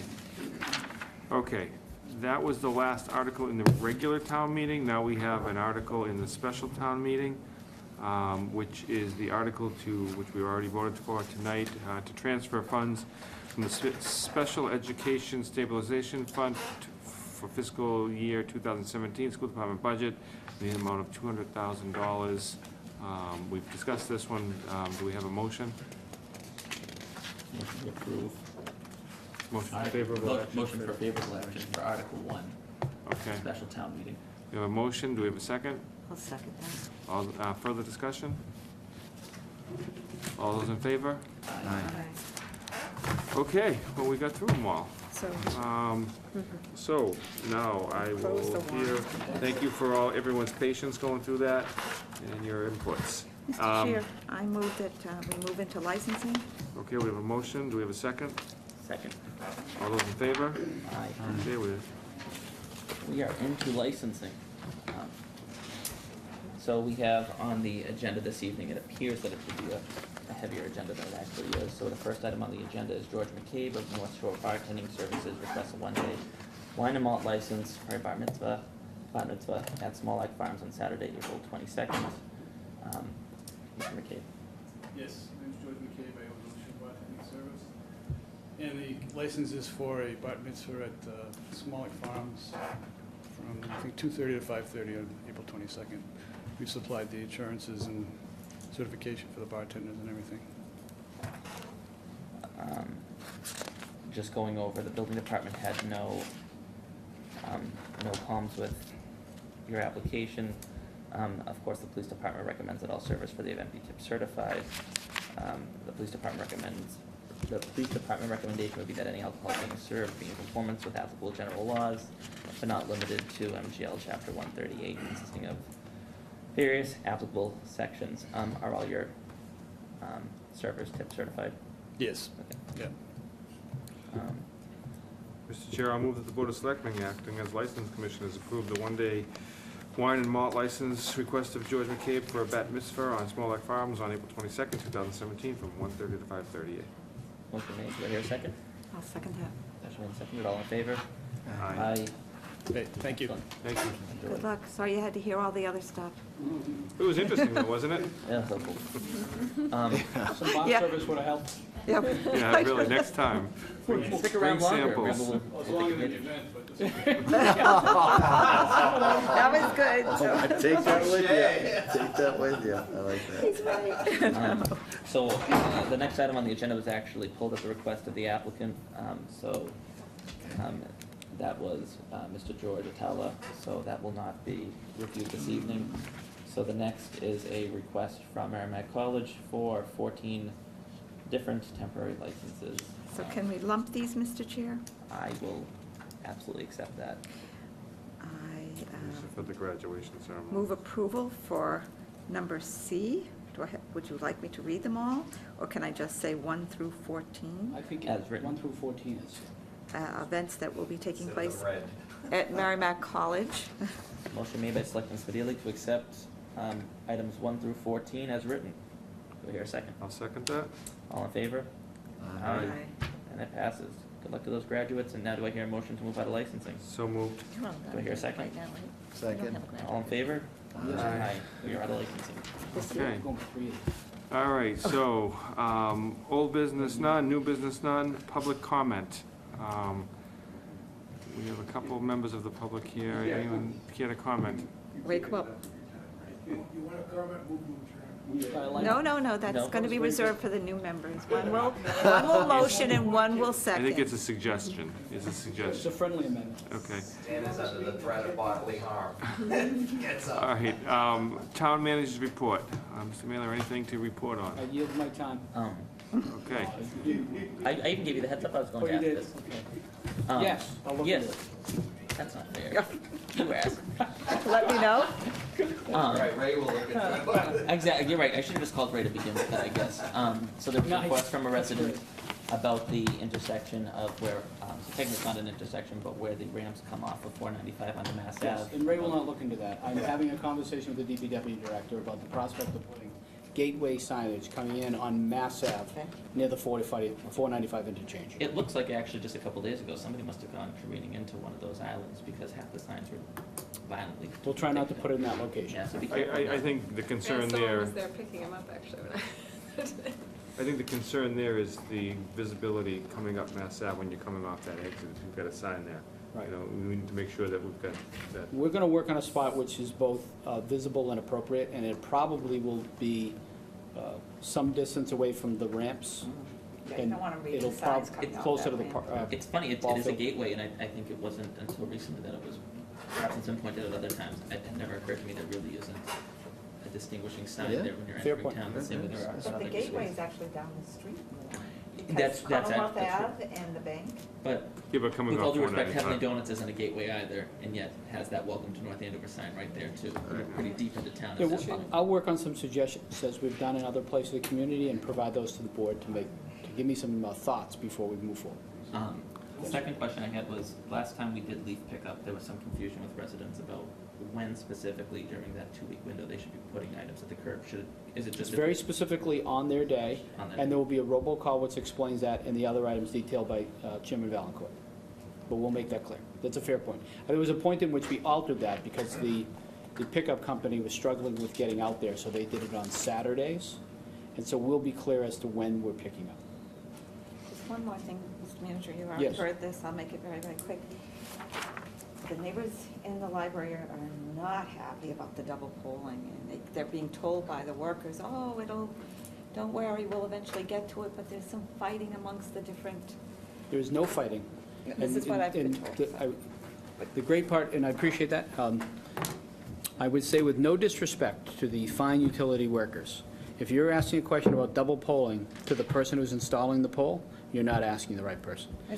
The bottom line is double polling is not prohibited, even though there's been several attempts, many attempts at a legislative level to compel utilities to remove poles within a specified time. All of those have failed.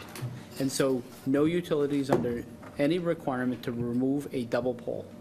So what we typically do is focus on those which are most egregious, sometimes even leaning into the public way, and then we'll call Ray, and he will speak to the representative of National Grid and Verizon and see if we can influence that. But they're not under any obligation to change the double pole. The other thing we can do is withhold approving any further polls until they take care of the matter at hand. That's what I would suggest.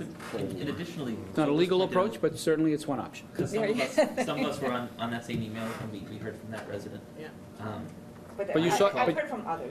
But you saw that the response was not consistent with what the utility worker said. I agree. I walked down to Dunkin' Donuts, and I walked by your house, Rosemary, and I was like, it looks like it's a war zone out there. It really does. Exactly. I No, mean, it's it's very- not, We it's agree. no longer It's appealing not- at all, yeah, but there is legislation that was filed, and you pointed, or Ray had pointed it out. Can we place that on the agenda to discuss, or perhaps we can send a letter from this board Yeah, we to can- yes. our state legislators asking that they. It's pursue possibly, an it's amendment. the 50th piece of legislation, but we certainly would endorse anything. I mean, it's just, the industry goes to the legislature, quite frankly, and wins every single time.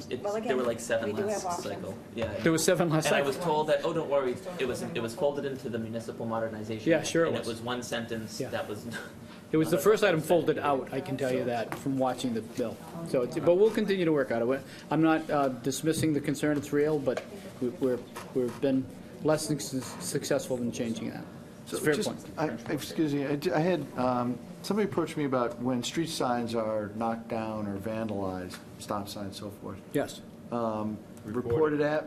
Reported app Best is, way to go. we are, Best way to go. you'll start to receive the statistics associated with the reported app. One, the satisfaction level is very good. Mm-hmm. 2, the response, our ability to respond is typically at 90 to 95% within a very aggressive time frame. We found the best way to handle it is the reported app. Allows me, and I track it on the background as well to see where we are in items. So it's absolutely the best way to do that. Thank you. Okay. Next meeting is April 24th, Few of them can come down. 2017. Do I have a motion to adjourn? Motion to adjourn. We have a motion, do I have a second? We have a motion and a second. All those in favor? Aye. Okay, we are adjourned.